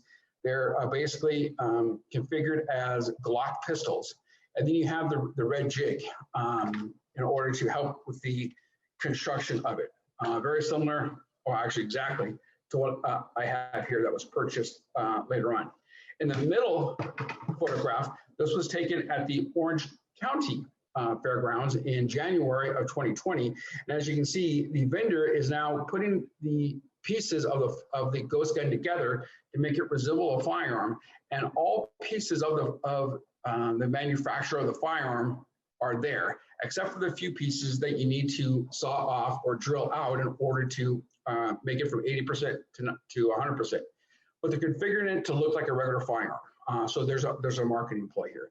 And this is the box. Polymer 80 is the company that probably sells the most of these, not only online, but at various gun shows here in California. And that contains all the parts, including the tools necessary to convert the 80% ghost gun into a firearm. And depending on your skill level, it can take from about 15, 20 minutes to maybe an hour, but you don't need a lot of special skills. It's just following the directions, almost like a Lego set, and you can put this together, not serialized and untraceable by law enforcement. So,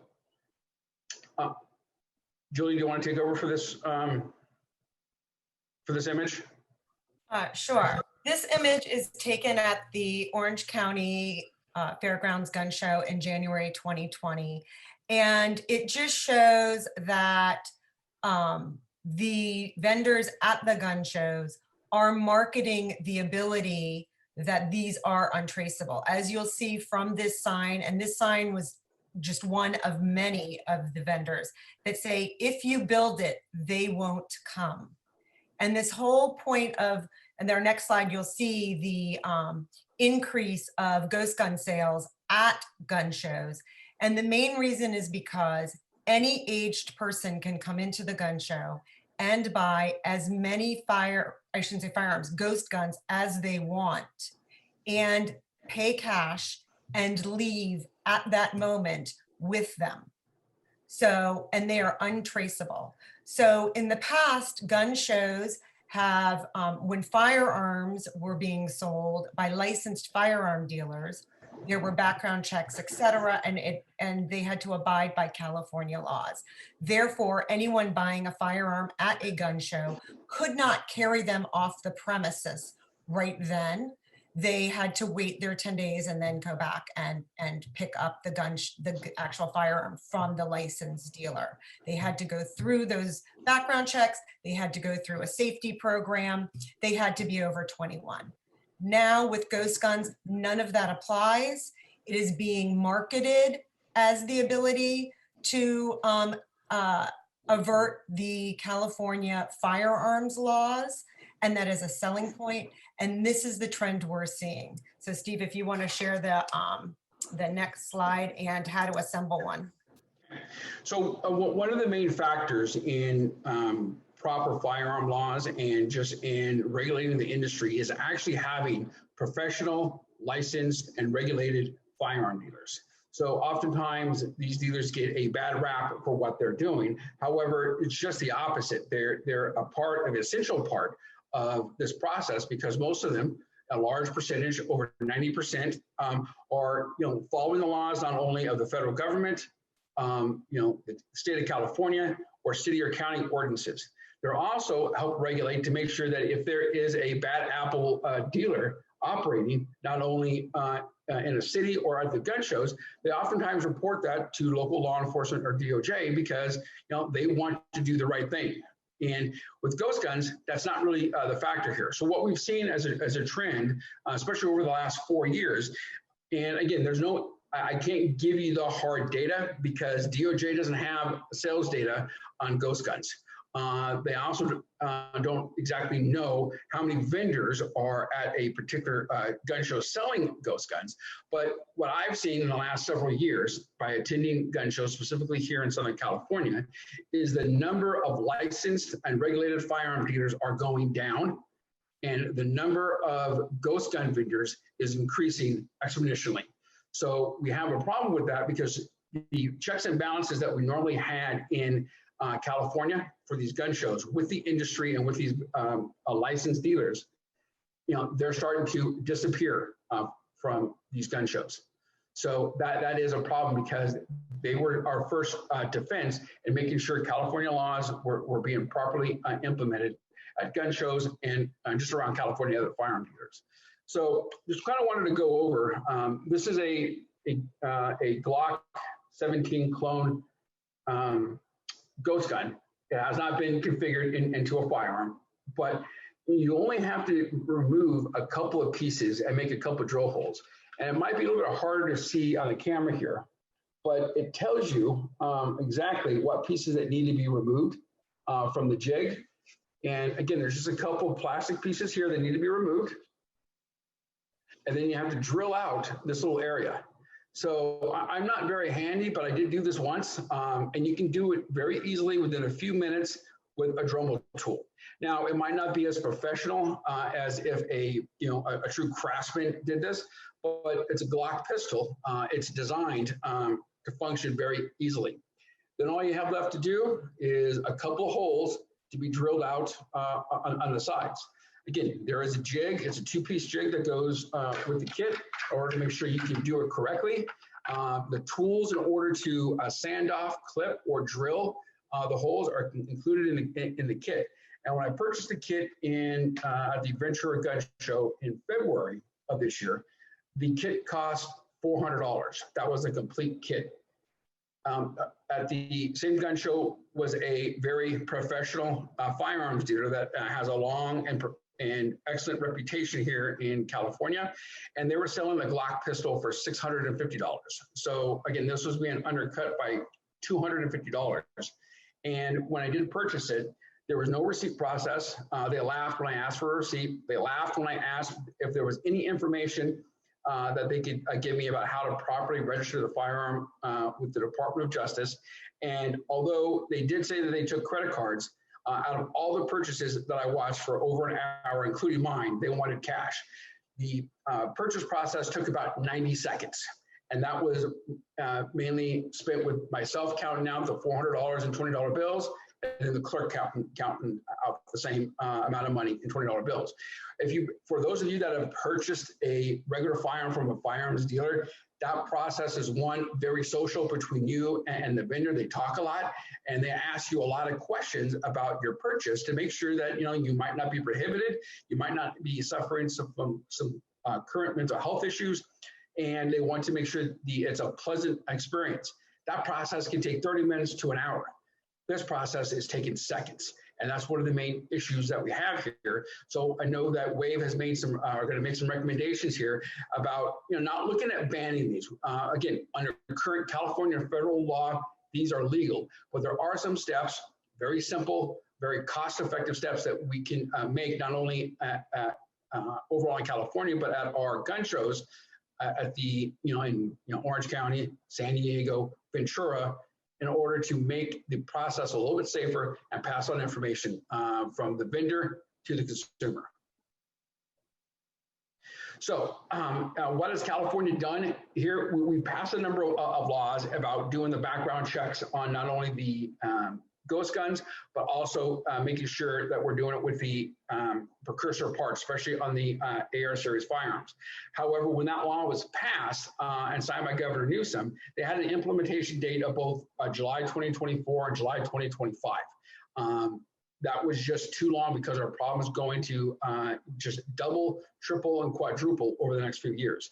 So in the 2021 state budget, Governor Newsom provided the Department of Justice with a massive amount of money in order to move up that implementation towards July of 2022. So, we're moving it up by 2 to 3 years. However, there are still some steps that we can take to improve the process, especially at local gun shows. Julia? Yes. So because the new law that takes, puts in some of the safety measures of the traditional California firearm laws are going into effect 2022, we are asking for some recommendations, we're presenting some recommendations so for the board to share with Crossroads that will ask the sellers of ghost guns to convey to the buyers what the current California laws are on the sales of ghost guns, precursor parts, and 80% receivers. What we feel is that not only does this provide a safer purchase for their community, but also for the purchaser as well. And this would be relevant not only between now and 2022, but also beyond 2022. So I just want to go through the 3 recommendations that we have for the board to take up, and when it is time to renegotiate the Crossroads contract for the gun show, is for Crossroads, hopefully you'll accept these recommendations, and Crossroads, with their contracts with their vendors who are selling ghost guns, they will incorporate these recommendations into their contracts. The first of which is that the seller of the ghost guns informs the buyer of California law regarding how to register your ghost gun with the DOJ upon purchase of the precursor parts. Right now, unlike a traditional firearm from a firearms licensed dealer, the sellers of ghost guns can be anyone. They do not need to be licensed in the state of California. So therefore, they have there's no responsibility on their part on registering and getting serial numbers when these ghost guns are converted into actual working firearms. All the onus is put on the buyer. So if you have a buyer in there in the fairgrounds that is buying a ghost gun and is not familiar with California law, which is the majority of your buyers, when we attended the January gun show and talked to many vendors there, all of them said that 99.9% of the people buying the ghost guns buy in cash. So there is no sales receipt and no way to trace it. And none of them are they're either not familiar with California law on registering or choose to not abide by it anyways. So what we're trying to do is get those majority of those people who are not familiar with California law, and to give them the information from the DOJ, a flyer with a website of how to register your firearm. And when they register it, the DOJ then sends them a serial number that they can place on their firearm. And part of that registration process kind of checks the boxes of some of the current firearm laws of the person has to be over 21, the person cannot have a felony record, etc. So registering that, the firearm automatically allows the DOJ to make sure that that person is licensed to carry a firearm. The second recommendation is have the seller inform the buyer of laws regarding safe storage and recommending a firearm safety course upon purchase of the 80% receiver or precursor parts. Right now, California does have a law that people who own firearms have to store their guns safely, especially if they're in homes with children. So we can have the seller provide those safe storage laws and safe storage recommendations. For example, locks and safes in order to store those firearms, especially if they have young children in their homes. Also, as part of the current California firearm law, you have to pass a firearm safety course before you can buy a firearm. That is not necessary for buying a ghost gun. And therefore, we recommend that the seller of the ghost gun provide information or website. There are many websites, even the NRA has it on their website, of local firearm safety courses that they can enroll in, so they make sure that they are a safe firearm user. And then lastly, what we would like is for the seller to provide the buyer of a ghost gun a keyed cable gun lock or a trigger gun lock upon their purchase. This is also being done currently. When you buy a firearm at a licensed dealer, as part of your purchase, you get included a keyed cable gun lock that helps secure the trigger of your firearm. And these gun locks cost between 75 cents to $1. So on a $400 purchase of a ghost gun, $1 out of the seller's profit is not a big deal, that they should be providing a free gun lock to the purchaser to make sure and encourage that the gun is safely secured. So these are our 3 recommendations that Crossroads can convey to their sellers, their vendors, and make the purchase of these ghost guns a safer purchase and more in line with current California laws over precursor parts and 80% receivers, and also give some of the current protections that we have with the current California firearms laws. So I have a quick question related to the last bullet. So a ghost gun is not actually a ghost gun until if it's a kit and completed, right? Then that's when it actually becomes a ghost gun. No. You'll purchase the ghost gun kit, and again, it's in an 80% configuration. You have to do some minor tinkering with it to add or remove parts in order to make it the 100%. At that point, that it becomes a firearm under federal and California law, and it requires you under current law in California to seek a serial number to be affixed to it and to go through a background check. But what we've seen statistically is most people are not doing that. And the secret part of things. So if somebody can actually buy various parts from different dealers if they don't buy a kit, right? So they can buy various parts from dealers. So that third requirement seems like it would be. I mean, I'm interested to hear what Crossroads would have to say about that, but it just seems like that would be difficult in some cases to enforce. Well, I'll disagree with that respectfully, because yes, you can purchase the parts at various different vendors.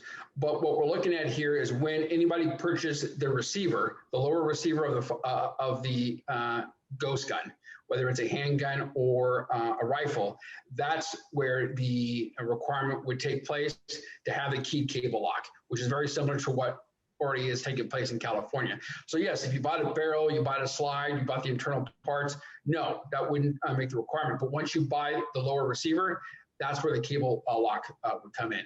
And the National Shooting Sports Foundation over the last several decades provides those for free of charge at a lot of locations in order to get people to properly secure them. So this isn't an anti-gun issue, because if you ask the NRA, you ask the National Shooting Sports Foundation, you ask Giffords Law Center or Brady, well, we're going to all agree that safe storage is very important, especially if you have children inside the house. So we're just kind of making a requirement here that similar to California law that, hey, provide that to them. We can't guarantee the person's going to use it, but if they do have it, we're going to cross our fingers that they're going to use that cable lock and make that firearm or the ghost gun when it's configured into a firearm safer storage. And this policy is not currently something that is adopted by the state of California. I just as a state agency, I want to make sure that the fairgrounds is also in compliance with what the state law is, because I know San Diego has had issues enforcing policies that are not in line with state requirements. So currently, as far as a purchase of a ghost gun, no. If you purchase a regular firearm, yes, that's required to come with a trigger lock or a cable lock, or you have to sign an affidavit saying that you have those supplies at your house and use them. Every firearm that I've purchased over the last 20 years here in California, come from the manufacturer. with a cable lock. They make it easy. Again, when you buy in bulk, they become far less expensive, and we can all agree that it's a requirement for better safety of firearms and the storage at the home. Thank you. Chair Rubalcaba Garcia, I have a couple questions if I could, when the presentation is completed. LaBelle. No, the presentation is completed. We're totally open for questions. Yes, thank you. You had an earlier statistic. If you could repeat that, you were saying that at one point in time, the impact of the ghost guns was 0 and it went up to 41%. Could you kind of explain that again in terms of its impact on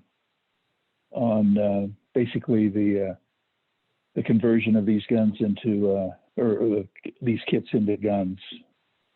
So that statistics comes from the special agent in charge of the ATF office in Glendale, California, which services Southern California. And they were just talking about how they've seen the massive increase of seizures of ghost guns in their investigations. Just with my long interaction with the ATF here in California, they do an excellent job in their investigations, and they collect a massive amount of firearms. So for them to say that they're now about 41% of all their seizures are classified as ghost guns, that's a massive number. At one point, I mean, obviously ghost guns didn't exist. And if you look just going back to, let's say, 2010 here in California, there really wasn't a ghost gun issue. But now we're seeing a massive problem, and we're getting statistics from ATF, the federal government, saying, you know what, 41% of the guns we're recovering are ghost guns. That's a lot. When is the, you stated it earlier, when is the date statewide that these are going to be totally regulated or precluded from sale? Is it 2022? Yes. So as of with the funding that was put into the 2021 state budget by Governor Newsom, that has accelerated the implementation for Cal DOJ to July of 2022. So in essence, it pushed it 3 years ahead. So that's good for the regulation process of this. I mean, it's still going to be difficult to enforce people actually registering their firearms, but we're going to do the best job that we can. So most of that problem is being solved to one extent or another. So then we're looking at some of the things that ghost guns, when you purchase them, you don't really get as you get when you purchase a regular handgun, let's say, which is, a firearms safety certificate means you have some basic firearm knowledge and safety requirements. Some of the California laws, and you also know that it needs to be registered, and then provide a gun lock like a regular firearm so you can safely store it. Josh, are you on the line? Yes, I am, Doug. Josh? Yes, I'm here, Doug. You and I have had a conversation regarding this in the past, ghost guns, because I know you're very knowledgeable of it relative to the San Diego 22nd DAA, the district there. In terms of board policies, we have the ability to regulate a lot of things. We just had the conversation earlier about the cannabis issue, where we have specifically precluded it at this point in time on the property for a whole variety of reasons, obviously proximity to schools and youth and all the other things.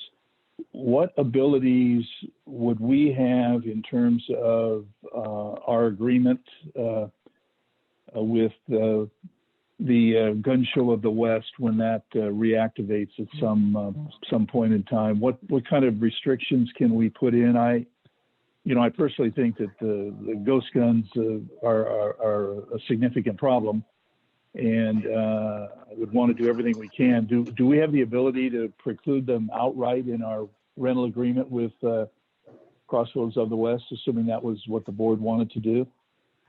Doug, I think if the board were to vote to prohibit Crossroads from allowing its vendors to sell these products that are entirely legal in California, as California law reads today, that would be legally problematic. I think Crossroads would probably come back to the district and say you're impacting their commercial free speech rights, given that the products that their vendors are selling, so long as they comply with California law.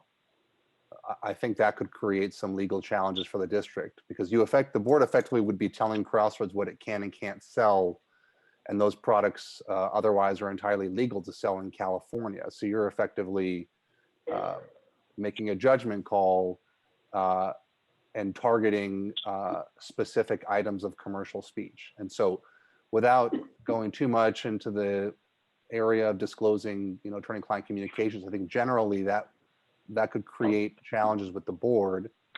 And I would just point the board, it's all a matter of public record, to all of the public filings and the litigation involving the 22nd District Agricultural Association. Josh, do we have the ability to impose, if the board so chose to do so, impose some or all of the recommendations that have been presented to us today? Do we have the ability to impose those on Gun Show of the West without exposing ourselves to litigation? And again, Doug, not having had the opportunity to look more carefully at these recommendations, what I can tell you, and based on the presentation that I heard, certainly the board can make recommendations or suggestions to vendors. It sounds like the recommendations here may go above and beyond what's otherwise required under California law with regards to these, what are called in this presentation, ghost guns, or these kits. But the challenge is if you only target or pull out Crossroads of the West, that vendor, and create additional requirements or recommendations for it to host its event on the property, while leaving all other events without similar recommendations regarding public safety. Anytime you, again, single out one or two or three vendors and not all the others, again, you may have a challenge from a vendor that action by the board is not content neutral, but it's specific to the content or the nature of the show itself. And again, I'm speaking in generalities here because I certainly don't want to commit or bind the district in any way in public record in this meeting without having a full opportunity to review. But based on what I've heard, I certainly would never recommend that the district single out any particular vendor unless there is a legitimate legal reason to do so. And for example, we can use cannabis events as an example. Certainly the board has a policy regarding cannabis events, which prohibits vendors from selling what are considered controlled substances under federal law. So the district has the legal ability to do that, even though that policy is not content neutral. You're effectively telling vendors you can't sell products that are illegal on our property. And so there is a legal purpose behind that policy, even though it's not necessarily content neutral. And the district has the ability to prevent the sale of illegal products on its property. But when it comes to a vendor's ability to sell products that are otherwise legal, anytime you start to impact those sales, the district could face some challenges to that. What about generic restrictions, Josh? Obviously, it's not specific to Gun Show of the West, but if there were some specific recommendations that would be a policy across the board, regardless of what vendor happened to be on the site. It could be somebody other than Gun Show of the West. It could be tied into something relating to the Flying Miss Daisy program, et cetera, et cetera, et cetera.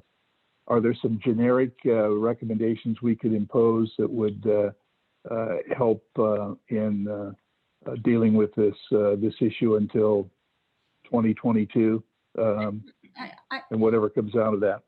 Director LaBelle, I'm a little concerned that this is an informational item, but I'm kind of concerned that we're going down the path that we're even talking about adopting or imposing language without having heard from any other gun show or having heard the other side. The presentation was very informative, but I'm also a person who likes to hear information from both sides before the board, even a representative of the board starts talking about potentially, what are our legal boundaries for adopting such policies. So, I mean, that's just. I concur with that, Chair Rubalcaba Garcia. Maybe the best way to approach it would be to have legal counsel look into what the various options are and bring this back at a future meeting for further discussion. I don't have any preconceived notion as to which way to go on it. I just want to make sure that we're doing what is going to be in the best interest of the district. And I'm very comfortable with carrying this item over to a future date after staff and Josh have had an opportunity to review what options, if any, the board may have on it, and then open that up for public input at some future meeting. Perfect. And we do have public comment on this item. I believe we have 3 speakers. Summer, can you go ahead and take public comment? Yes, we have Cindy Macero, followed by Todd Martin and Kelly Avakian. Cindy, when you're ready. Yes, thank you. Can you hear me now? Yes, go ahead. Thank you. This presentation and the fact that so much time was taken for it seemed to be very focused and targeted on gun shows, and a lot of time was taken on that. It seemed strange to me that so much time would be spent on this right now, being that we don't even have any gun shows open. So it was a lot of time spent on something that's not even happening right now when we have so many other pressing things and urgent things that are happening. Secondly, this presentation was made by WAVE. Julia Demlow stated their mission. She said, "We are Women for American Values and Ethics, which is a diverse, nonpartisan organization that educates, engages, and empowers." She left off the remainder of their mission, which is to advance progressive American values. Secondly, they say that they are a nonpartisan organization, but they are listed under SoCal Blue, which is a Democratic progressive organization. This is not a nonpartisan organization. They presented a one-sided argument. True education presents both sides. What are the pros or the benefits of unserialized guns and gun kits? These are legal. Why are they legal? Why are they protected? Where are the facts in the presentation from the gun show owners and the Second Amendment advocates? This was a one-sided presentation by a progressive, liberal, partisan organization seeking to persuade you all not to truly educate. I'm offended by this presentation and how much time was taken and that both sides weren't presented. Thank you. Thank you, Cindy. Todd Martin, when you're ready. Todd, are you still on the line? Moving on, Kelly Avakian, when you're ready. Hi, thank you for taking my call. I too am dumbfounded by the amount of time that the gun committee from WAVE has taken up of all of our time when we have been for 5 months been trying to present our endeavor in the flag situation, and we've never once been asked to speak or have any of this been put on the agenda, and suddenly here goes the gun comments. Also, I agree, this is only one-sided discussion, and when you buy the 80% kits, those are legal. Those are legal in California. When you buy the rest of it, it's the component that fires the gun. You have to register those pieces anyway. So the whole point that they're making is mute. You really need the second side of the story. I totally agree.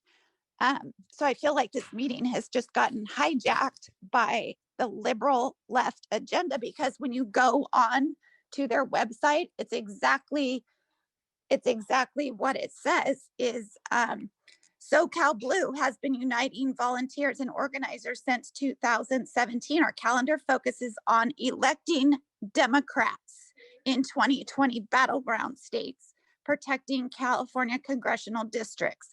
So this committee for gun agenda right here is no way diverse. It's no way bipartisan. It's completely one-sided and completely one left side agenda.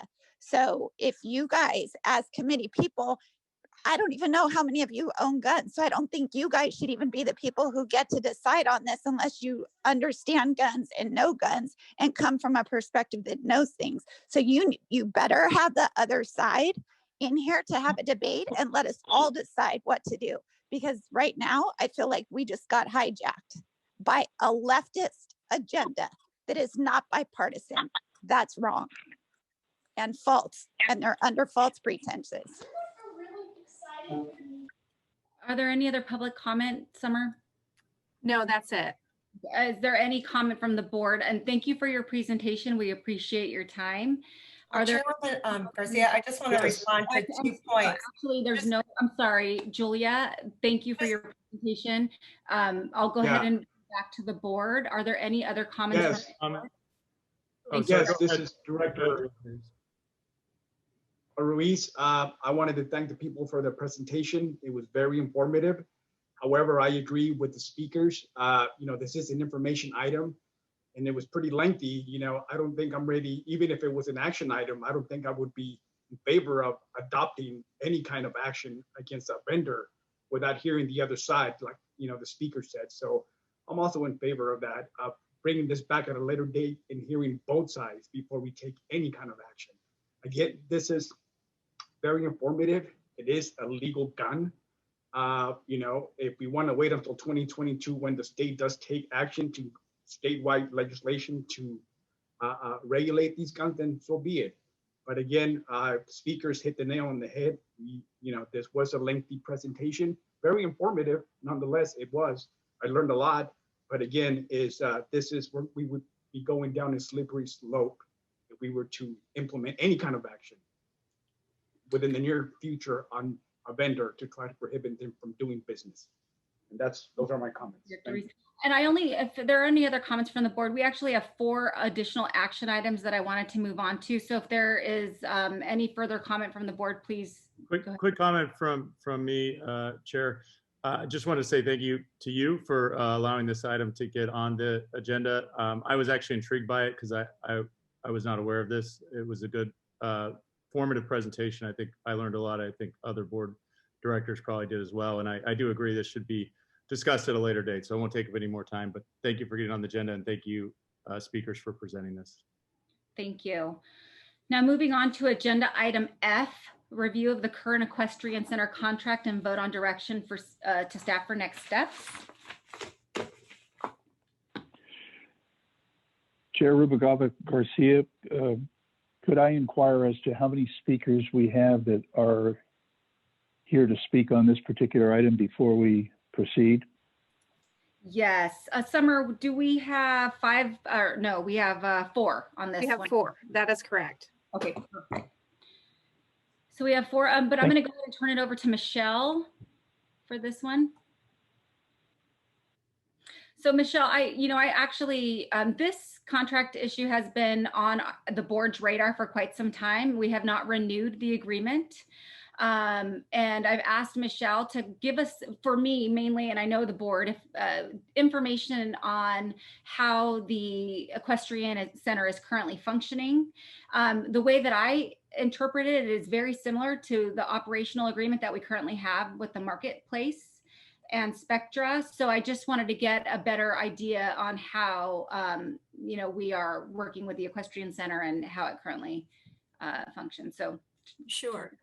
So following the directive from the board at last month's board meeting, staff gathered some basic information using information from the operator's website, information that we have on file, and then also information provided to us by Equestrian Services 2, who currently operates the Equestrian Center. But basically, the Equestrian Center is located on 7.5 acres of land in the northeast corner of the property. There are 9 barns altogether with 188 box stalls. The facility includes a total of 206 12 by 12 spaces, according to Equestrian Services 2. Currently, the Equestrian Center boards 115 horses. At the Equestrian Center, there are 32 vacant stalls. The facility includes 18 permanent tack room office spaces with 1 vacancy, and then additionally 21 spaces have been converted into tack rooms and office spaces with 4 current vacancies. You can see on the slide the active trainers who operate their businesses at the equestrian center. Some additional information, these trainers own and board horses at the equestrian center. And but there are also horses boarded at the equestrian center which belong to private owners. In fact, it's our understanding that the majority of the horses at the equestrian center are by private boarders who then use their horses with the trainers to take lessons. The services by those trainers include training lessons, breeding, horse care, sales, and horsemanship to their clients.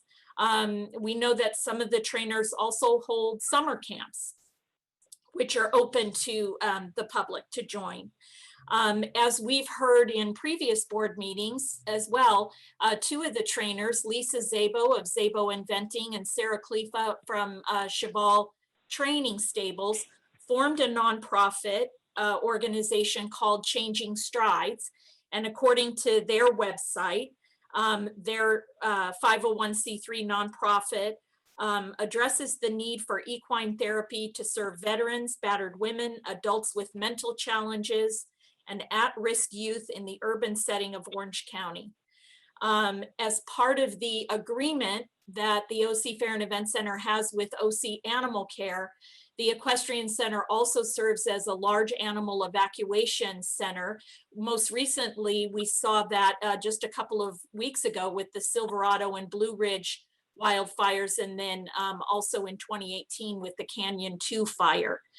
The Equestrian Center continues to operate for the trainers and boarders during the annual OC Fair. So this is by no means all the information that could be gathered, but it's the most current that we had available to us.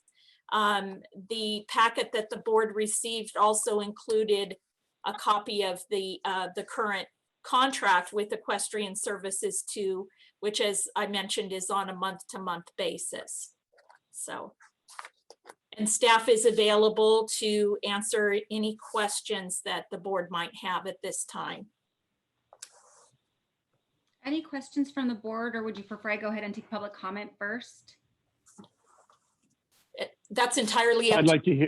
Yeah. I'd like to hear public comment first, Natalie, if we could. Great, thank you, Director LaBelle. Summer, can you please go ahead and take public comment? Yes, we have Leanne Cazolas, followed by Gibran Stout, Lisa Zabo, and Cindy Macero. Leanne, when you're ready. Sure, thank you.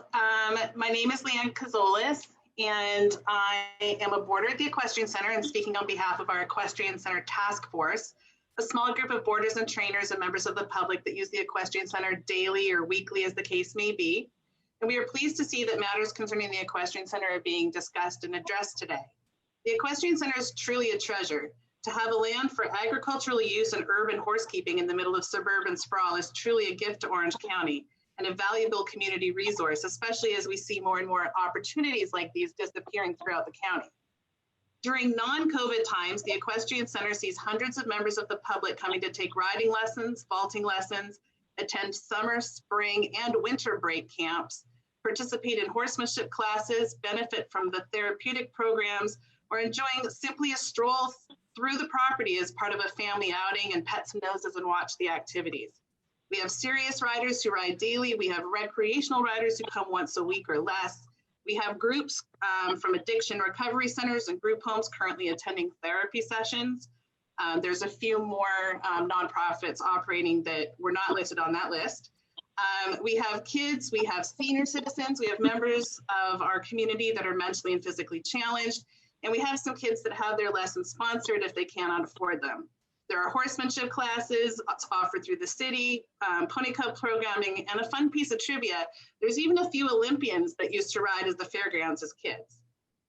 After this COVID nightmare is over, we look forward to ramping everything back up again to its full capacity, hosting some more community events, and participating once again in the OCFEC events at Heroes Hall and Imaginology as we have done in the past.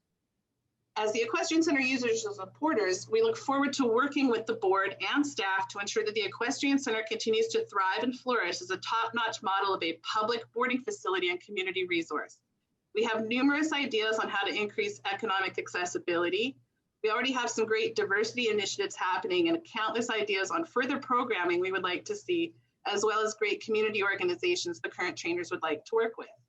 And we have great ideas on management, what has been working great and where adjustments can be made on future contracts.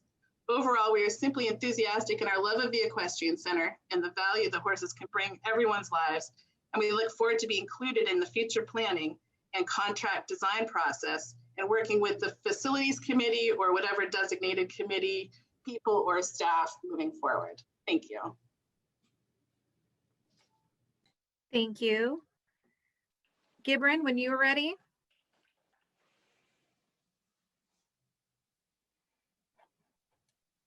Gibran, are you still on the line? I'm going to move on. We can circle back. Lisa Sabo, when you're ready.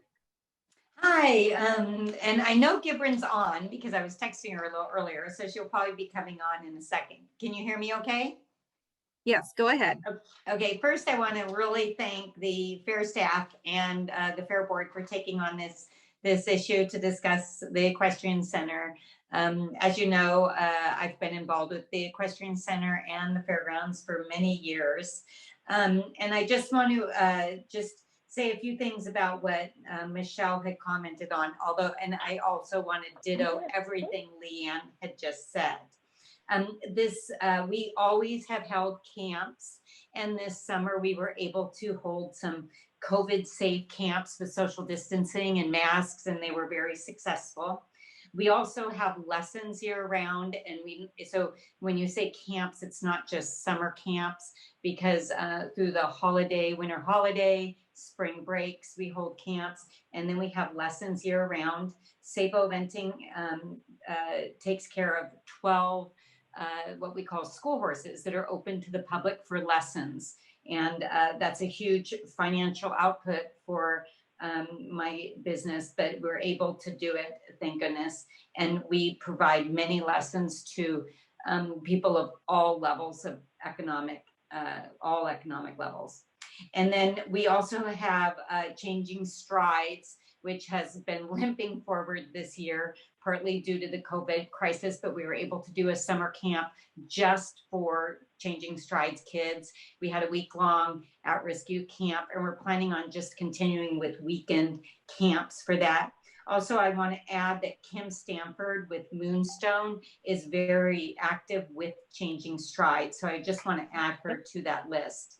Also, last year, I was working on coordinating with the Girl Scout groups, and then that all got shut down. We had a whole spring Girl Scout thing going on in Orange County, but unfortunately that got shut down with COVID, and I'm back in contact with them, and we're starting to get the Girl Scouts groups going again if we can. And so I just want to let you know that. And then also on the list of the trainers, I just want to make sure you understand that the trainers all struggle forward. It's definitely a business of passion and love. And it's not like we're out there making a ton of profit. I mean, we turn our profit back into the horses all the time, caring for the horses, taking care of the horses. And we are definitely a great asset to Orange County. So thank you very much. Appreciate you putting this on the agenda.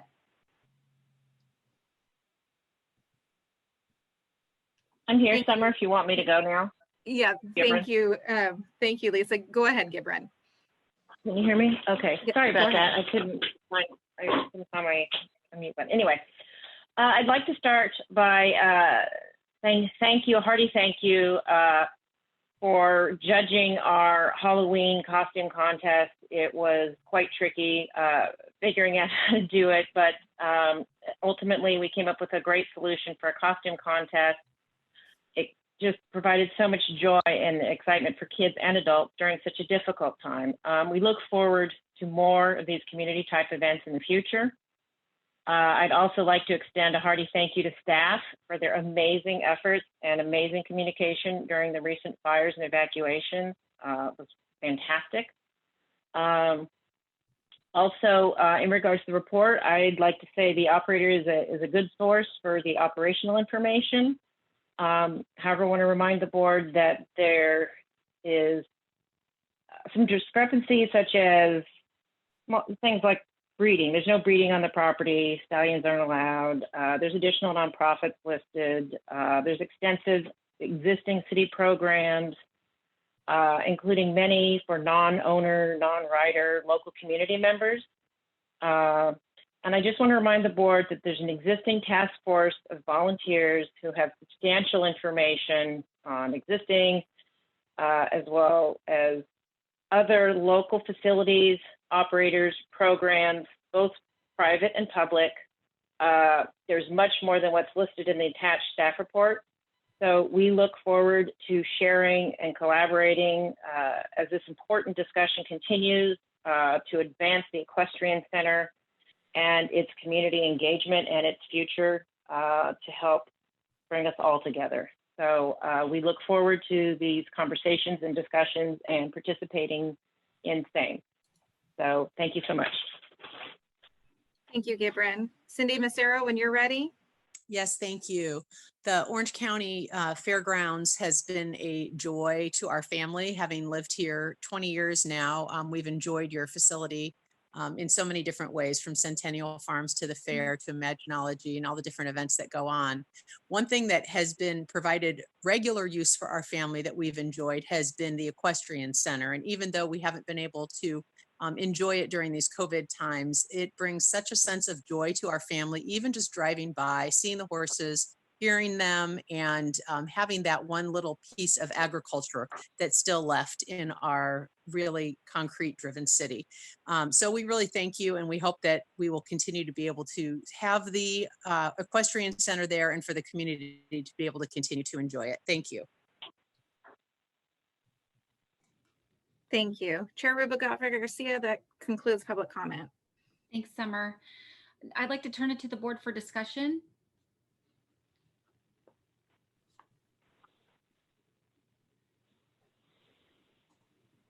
Director LaBelle, did you have any questions? I know that you were, before we went to public comment, and you're on mute.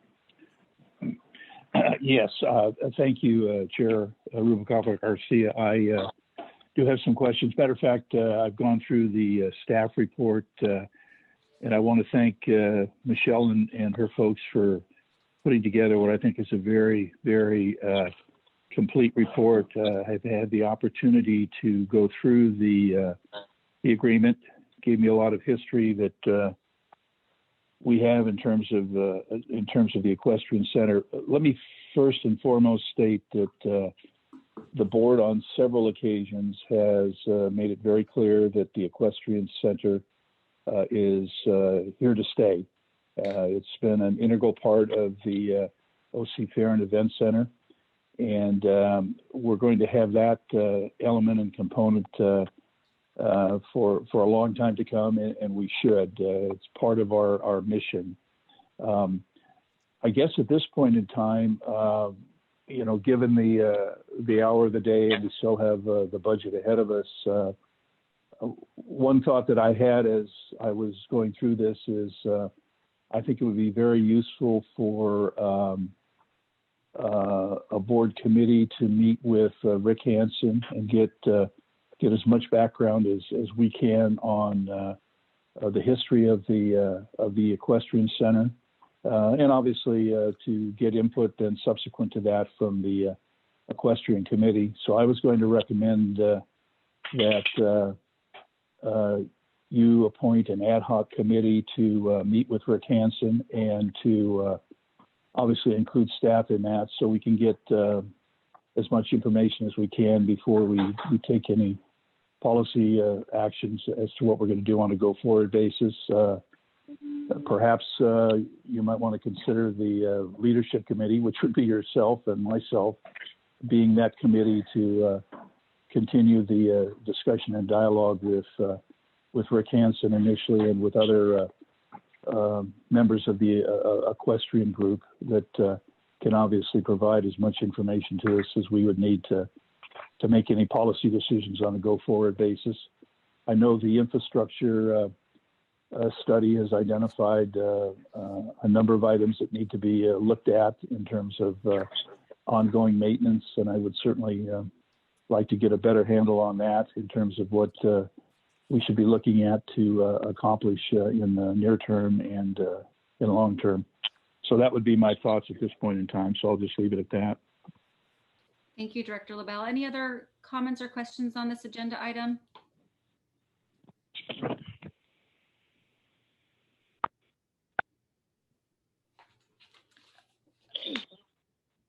This is Sandra Cervantes, and I think I like that idea of Director LaBelle and possibly table it for a later time.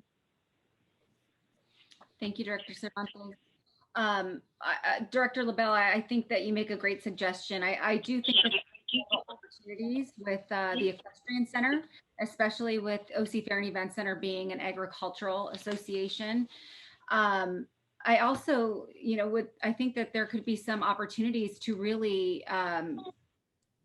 take a look at this contract that I have in front of me that we haven't done anything with since 2013 and really enhance the opportunity. So with Director LaBelle's suggestion, I would like to turn this over to the Leadership Committee for further discussion and bring it back to the board with a recommendation at a later date.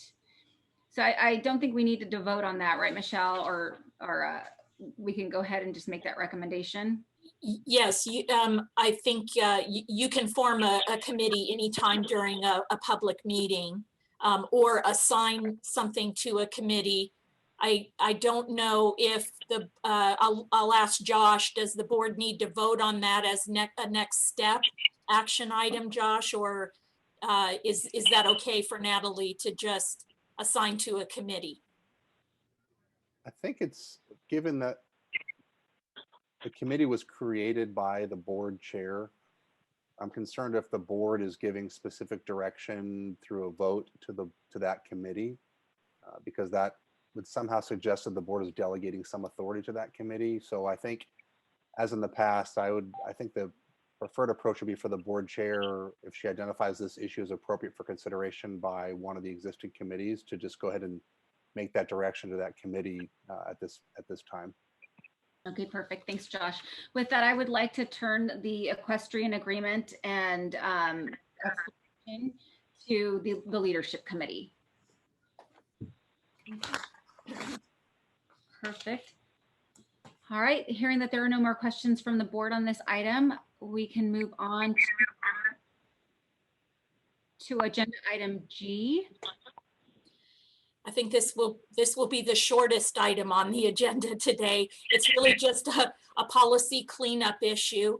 As we worked with the governance committee to finalize the last couple of groups of policies, there were several referrals in the 32nd DAA policies to food and ag code.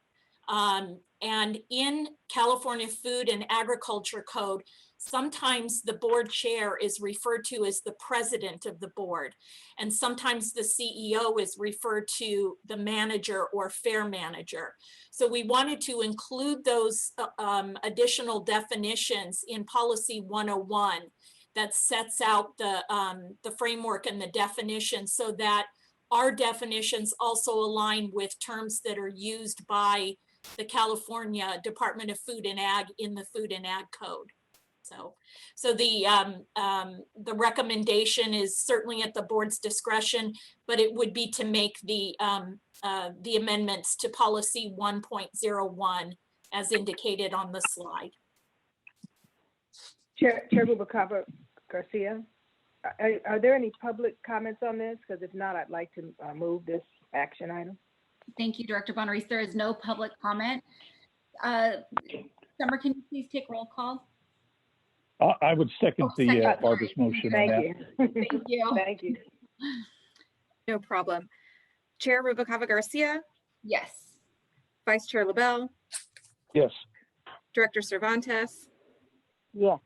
Director Ruiz, Yes. Director Bonaris, Yes. Director Aiken, Yes. and Director Kovacevic. Yes. Thank you. Thank you. So moving right along to agenda item, oh, lost my place. G, no. H. H, thank you. H, which is the approval or review, discussion and approval of the governance policies 3 and 5. So Director Bonaris and myself and staff, thank you, had a public workshop to review all of the policies in 3 and 5. And it is our recommendation to bring it to the board today for discussion and potentially vote for approval. Chairwoman Cava Garcia, is there any public comments on this section? We do not have any public comments on this section. Okay. This is Sandra, then I still move to approve. Can I get a second? A second. Thank you, Director. Director Bonaris, second. Thank you. Summer, can you please take roll call? Chair. Natalie, Chair, if I could. Oh. Yeah, I had a couple items that I wanted to just highlight. First of all, I want to thank yourself and Barbara and the consultant for just a tremendous effort to put all of this together. One of the policies speaks to training for the board members. I would just like to be on record that I think that in terms of the training, I think it's we ought to make every effort we can to have that training be group sessions rather than sitting at a computer and looking at it one person to the computer. In the past, our previous legal counsel had provided some training in a number of areas, and it was participated in by the entire board. I think to the extent that we can have all of our training or the majority of our training conducted through our insurance carrier. I like to hear what other board members have to say when you're talking about sexual harassment policies or conflict of interest policies, because a lot comes out in terms of that dialogue. So as a part of that process, I would like to encourage every effort being made to have those required training sessions be group sessions with the full board rather than interactive with the board member and the computer. So I just wanted to get that on record, and I again compliment the committee on all their hard work, and the policies I think are very well done. Thank you. And you will get your wish very soon. So CDFA is actually looking to conduct a group 3-hour Bagley-Keene meeting. So more to come on that. Great. Yes. So when you ask, we deliver. There we go. Good. Michelle, I see you have your screen shared. Is there any additional items that we want to bring out before we vote for approval of this item? I'm happy to go through any of the additional comments real quick, but regarding Director LaBelle's recommendation, we did add that to policy 3.06, I believe. I think we, just scrolling through, there were comments that were recommendations brought up by members of the public during our public review of the policies, which we integrated into those policies. There are a couple of cleanup items regarding just some phrasing that we need to review with CalHR regarding the CEO compensation, since that's controlled by CalHR. And then also one issue that we'll circle back with Attorney General Kaplan to work with us on. This is the section that involves CalHR. Currently, the bylaws of the 32nd DAA allow for the board to have responsibility to determine the compensation and benefits for the CEO. But procedures changed on that, and that's now under the authority of Cal HR. So working with our consultant, we added that, you know, that language in so that it's consistent with California law. And I think we're good on everything else. Let me just, there is one item that we wanted to get confirmation from Josh on, and this is regarding issuing lifetime credentials. In past policies, there was the opportunity to issue lifetime credentials, but there was a question about whether that was consistent with California law and whether the recommendation to take this out of the policy should be made. So Josh, do you have anything to add to that? What I would add is I do not think, I'm not aware of any provision in California, and in particular looking to the regulations that are promulgated by the Fair Political Practices Commission that speak to this issue of agency issued tickets that would allow for this lifetime credential.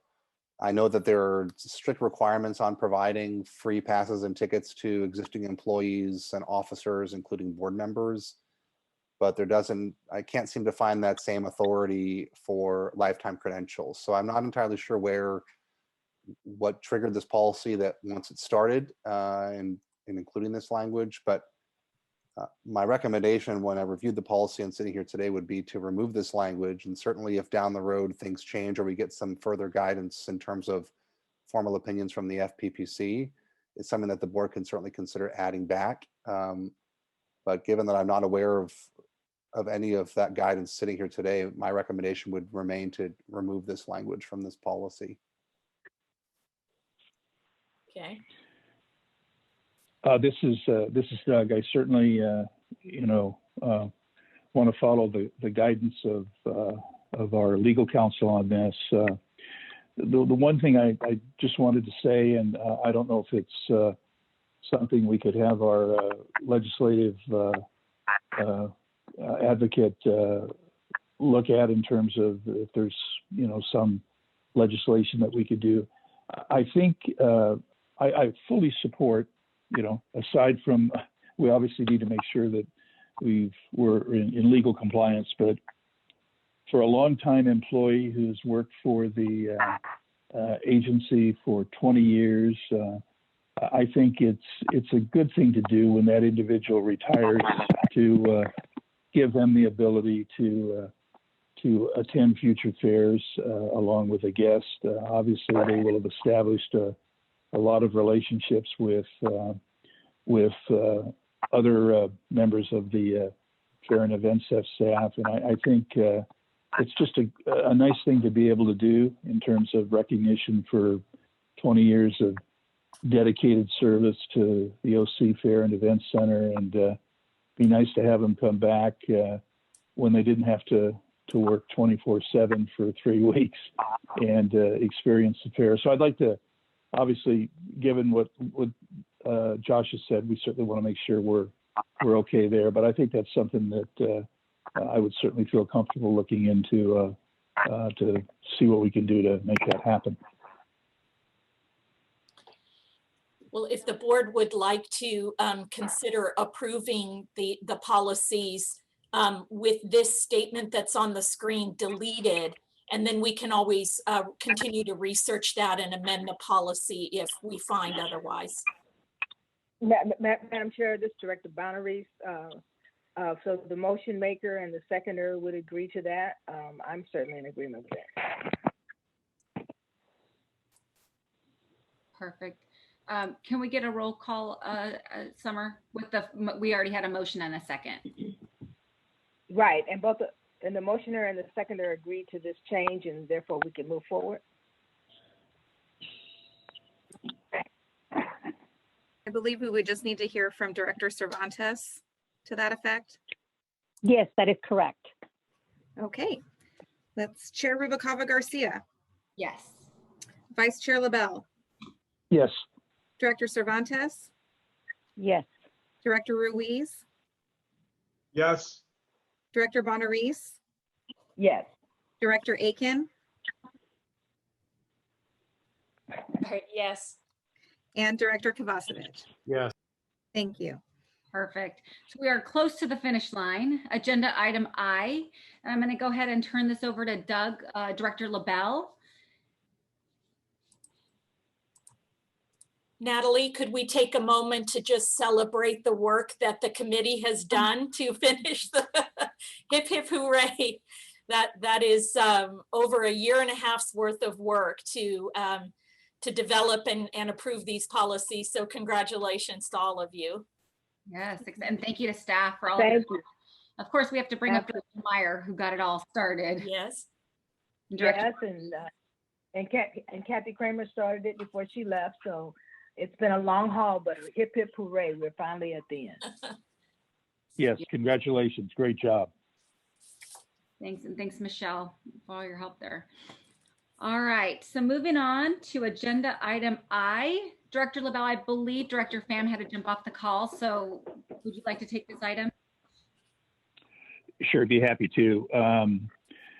On November 13th, the Financial Monitoring Committee, Director Pham and myself had a workshop where we had a very complete presentation by Michelle and staff relative to the proposed budget for 2021.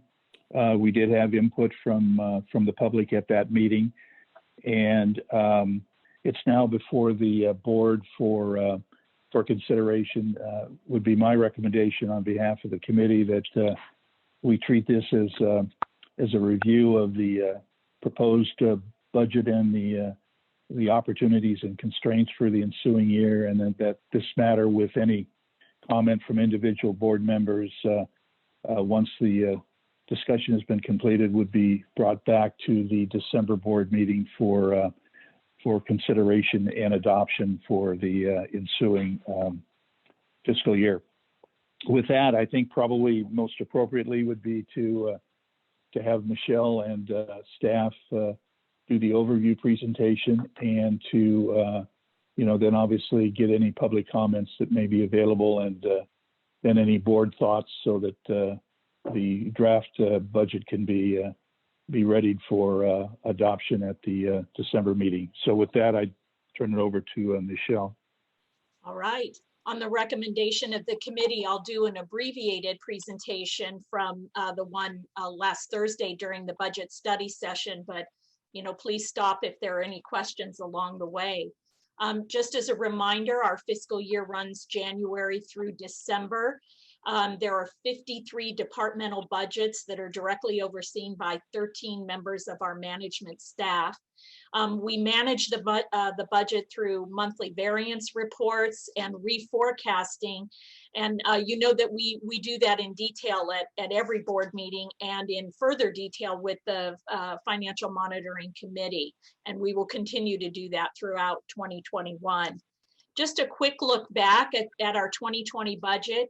You might remember that we sort of wiped all of the worksheets, cleared all of them, and started from scratch, and we built the 2020 budget from the ground up. We went into great detail this time last year with regard to the budget, but nothing about that could have prepared us for the year that we are now experiencing. Certainly the cancellation of the 2020 fair and our inability to hold mass gatherings has had a devastating impact on our budget.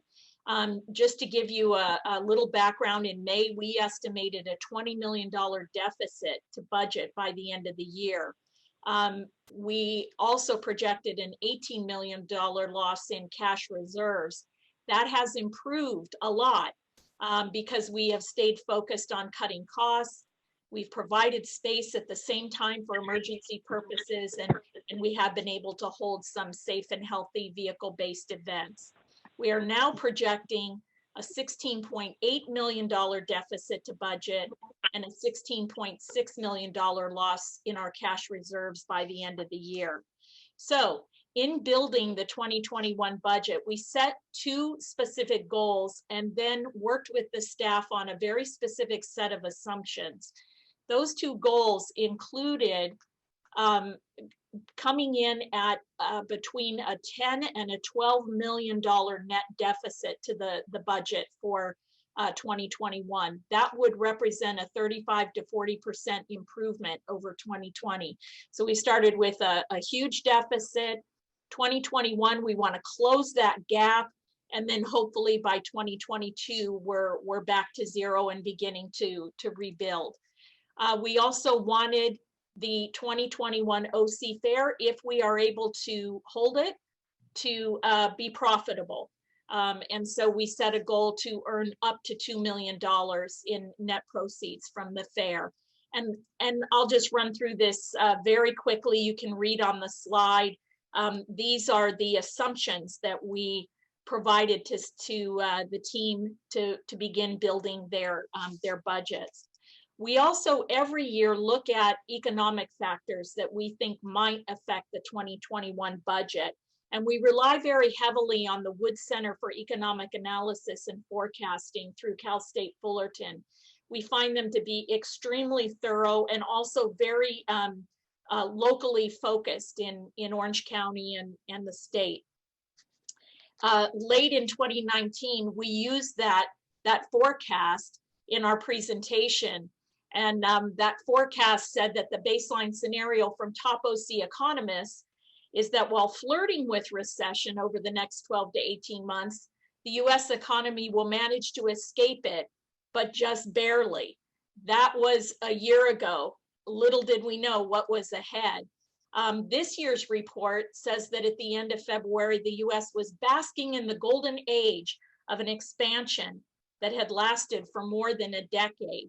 And then came what the report calls the Great Disruption. And I think that's such a great title for what we're experiencing right now, because everything about the business has been disrupted. But the report did go on to give us some more encouraging news that even though we've had a difficult summer, the economy seems to be growing around the virus. Now, unfortunately, we're back in the purple tier, but hopefully that will be for a short time. And the report makes a strong case for a sustained economic recovery, which, although fragile, is unlikely to keel over into another abyss over the forecast horizon.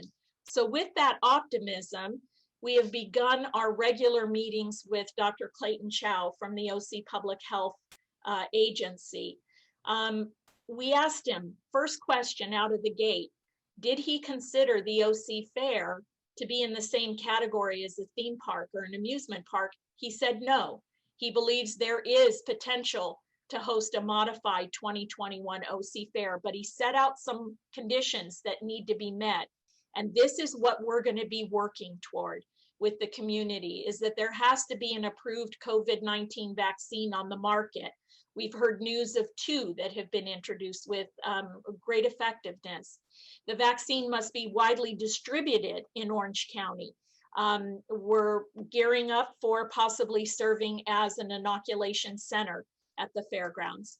Also, people have to be accepting of that vaccination and or go to get their vaccination so that we can achieve immunity of 65 to 80%.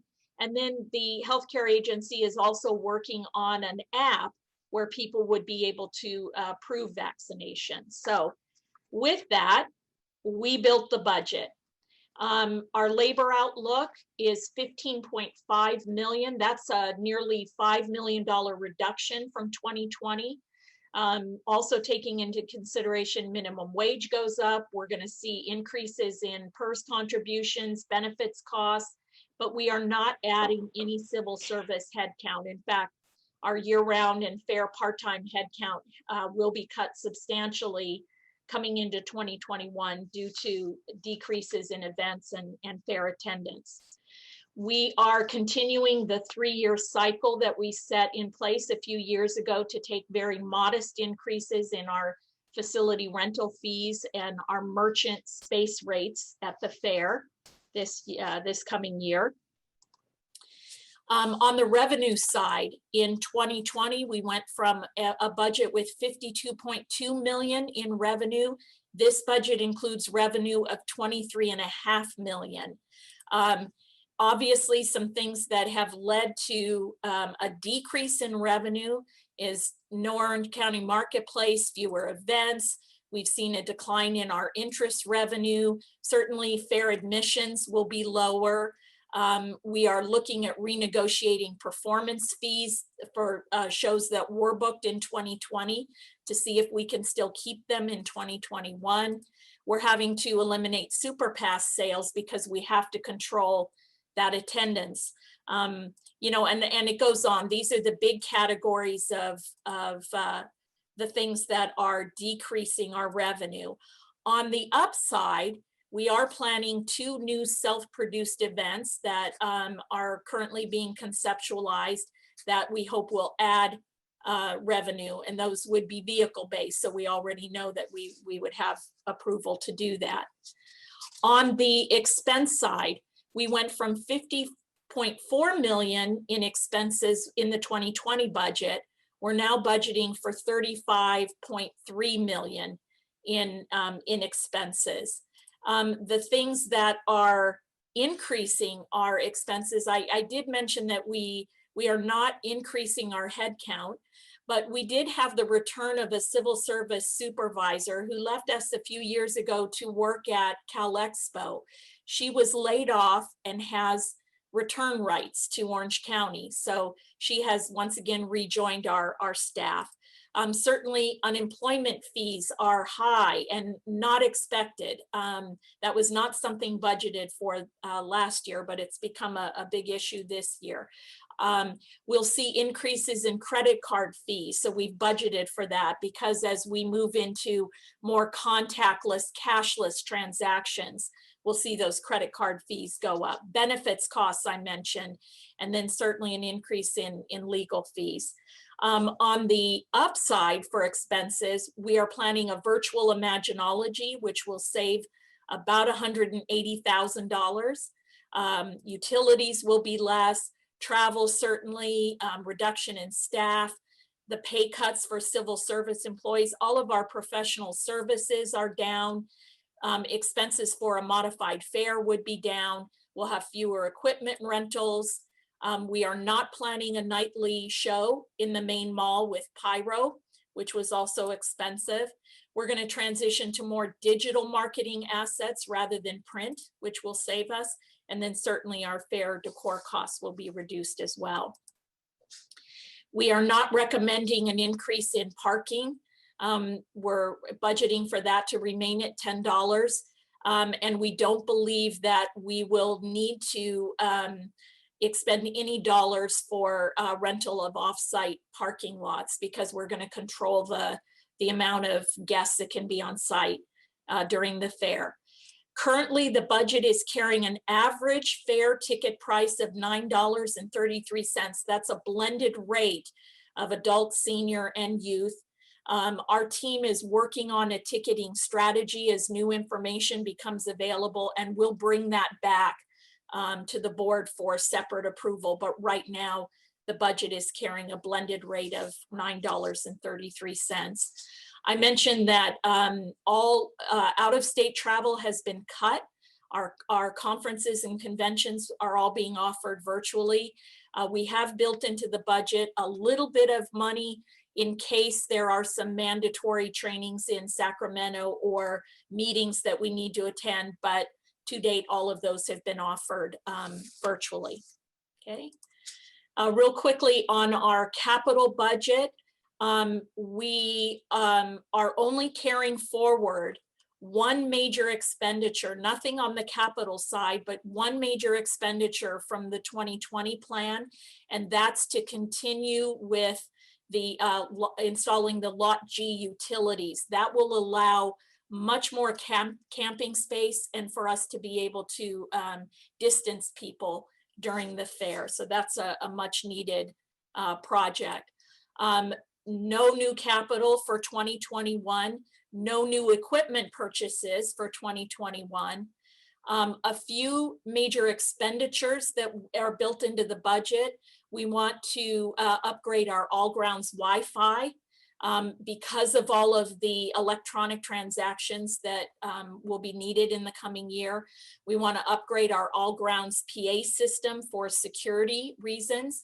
We need to make some alterations to the main Blue Gate area, upgrade our surveillance system for security. Obviously, our parking lot maintenance is important. We want to replace some in-ground electrical boxes and then purchase additional picnic tables. So our capital expenditures, major projects, that budget total is $325,000 with $150,000 contingency. Our for a total of $475,000. That's the new expenses for 2021. With the 2020 carryover, the $350,000 for the Lot G utilities. So we have built into our capital expenditures and major projects budget $825,000. If there are projects that the board wishes to move forward on that maybe have been identified in the infrastructure audit, we would bring those back to the board on a case-by-case basis with detailed costs so that decisions can be made on that throughout the year. Okay. As with every year, our budget includes a list of expenses that are not necessarily included in the budget, and they may or may not exceed the signing authority of the CEO. So according to policy, we let the board know that during this presentation, and that can include sales and use tax, which is mandatory, state fire marshal services, attorney services, California non-resident withholding remittance, and unemployment fees. And those are all unknown at this time, but they are required and will be required throughout the year. We also want to present a list of RFPs that we expect to be released in 2021. Restroom trailers, shuttle services, golf cart rental, bottled water, fencing rental, etc. All of these are very operations driven. We're recommending that staff be able to move forward on those. There is one that we're recommending the board leadership committee assist us with, and that's the carnival RFP. It's probably our biggest and most complex RFP that we put out. We're expecting to release that in Q4 of next year. So we'd like some assistance and leadership from the board chair and vice chair on that particular RFP. So I know I'm running through this very quickly, but all of these materials are online and they've been fully reviewed by the public and the Financial Monitoring Committee.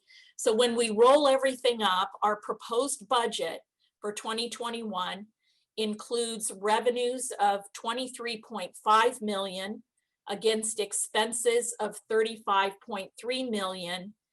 We are budgeting for a net deficit of $11,818,500. So well within that goal we set of closing that gap between 35 and 40%. And again, our goal would then be in 2022 to have a budget back to zero, and then be able to begin showing a profit again in 2023. We did a very rough budget P&L, fair P&L. We wanted to pull out those expenses that we feel were devoted to fair, to give the board and the public an idea that if we are able to have the 2021 fair, what can we expect in terms of profitability? And remember, we set the goal that we wanted to earn somewhere between $0 and $2 million on a 2021 fair. And we have far exceeded that with this budget. What we have planned is revenue of $20.3 million against expenses of $13.9 million. So if all goes well and we can keep to budget and we can have a 2021 fair modified the way we expected, we should be able to realize net proceeds of 6.4 million from the fair. If we can't have an in-person fair, we're prepared to plan a drive-through fair. So we're excited about either option. So with that, I'll stop and take any questions. All of our budget holders are on the call today, and we're happy to answer any questions the board might have. Yeah, I have a question to the chair, Michelle. Would you know off the top of your head how many golf carts we use during fair time? Because I'm thinking, and I'm just thinking, if it would be cheaper if we just bought our own carts and use them year after year, or do we rent out quite a bit of cars to where it wouldn't make sense to purchase our own that will sit there for 9 months out of the year? Sure. I don't know the number offhand, but I know that Jerry or Ken will know that number. But I do know we've done that study before, Robert, and it's a substantial amount of golf carts, although we've cut it quite a bit for 2021, and it doesn't pencil out for us to purchase them. It makes much more sense for us to rent them for that 1 month. But Jerry, Ken, do you have a number offhand? I don't have the exact number used in 2019, only to say that we do maintain a year-round fleet of different types of carts for year-round operations that gets augmented through a rental at fair time. Okay, got it. Thank you. I believe we do not have any public comment on this. So any further comment from the board? Questions? If not, I move for Natalie? Yes, Director LaBelle? This is Doug. I had a couple of items that I had mentioned at the workshop that I'd like to have incorporated into the document that comes back in December for board consideration.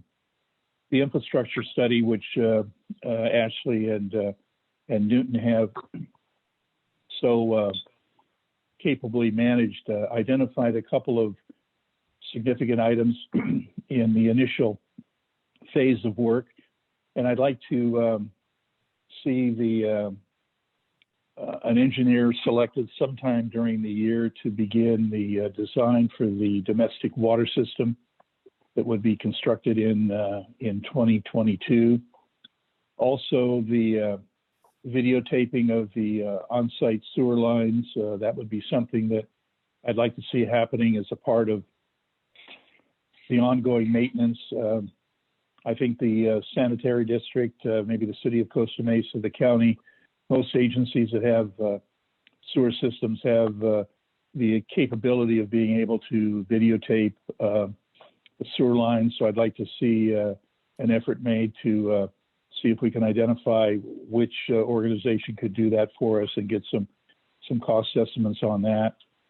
And I also mentioned that the workshop, this might be a great opportunity to begin looking at options for solar installations on various buildings that obviously will help reduce our utility costs. And I'd like to have added to the RFP list, retaining a consultant to come in and give an assessment of solar options for the board to consider. So those are 3 items that I'd like to see added into the budget for policy consideration when we come back in December. Doug, may I make a recommendation? Is it possible to send this to the facilities committee to consider before having it come back in December? I think it would be my recommendation, or just something for consideration, is that we approve the budget as it is, and then take that other stuff to the facilities committee to further explore some of those items. Because with 2021 being what it is, I think it'll be very challenging to add some projects that would be very expensive and maybe not as necessary right away, such as the solar project. Director. I'm good with having the facility committee look at it. I just think these are things that have been previously identified as high priorities by EMG and the infrastructure study. And obviously we need to take care of everything underground before we start doing stuff with buildings and doing other things. So I think it's very important that, and I'm not saying we should spend the money this year on that, but what I'm saying is we ought to get ready to have an engineer on board and have a design completed to where we can, construct the project in 2022. Absolutely. Would you, in your opinion, would this be something that the master site plan would possibly take a look at, or would the facilities committee look at this as we explore the master site plan? Because the precursor to that was that infrastructure audit. Right. I have no problem with that. What I'm saying is that the infrastructure study very clearly identified the replacement of the domestic water system, addressing the electrical issues when we have the fair, and taping the sewer lines. And I think that's got to be step one before we start doing stuff above ground. And I just think that, the sooner we can get plans put in place and ready to bid, I think the better off we are. But I would defer to the rest of the board. Any further comment from the board?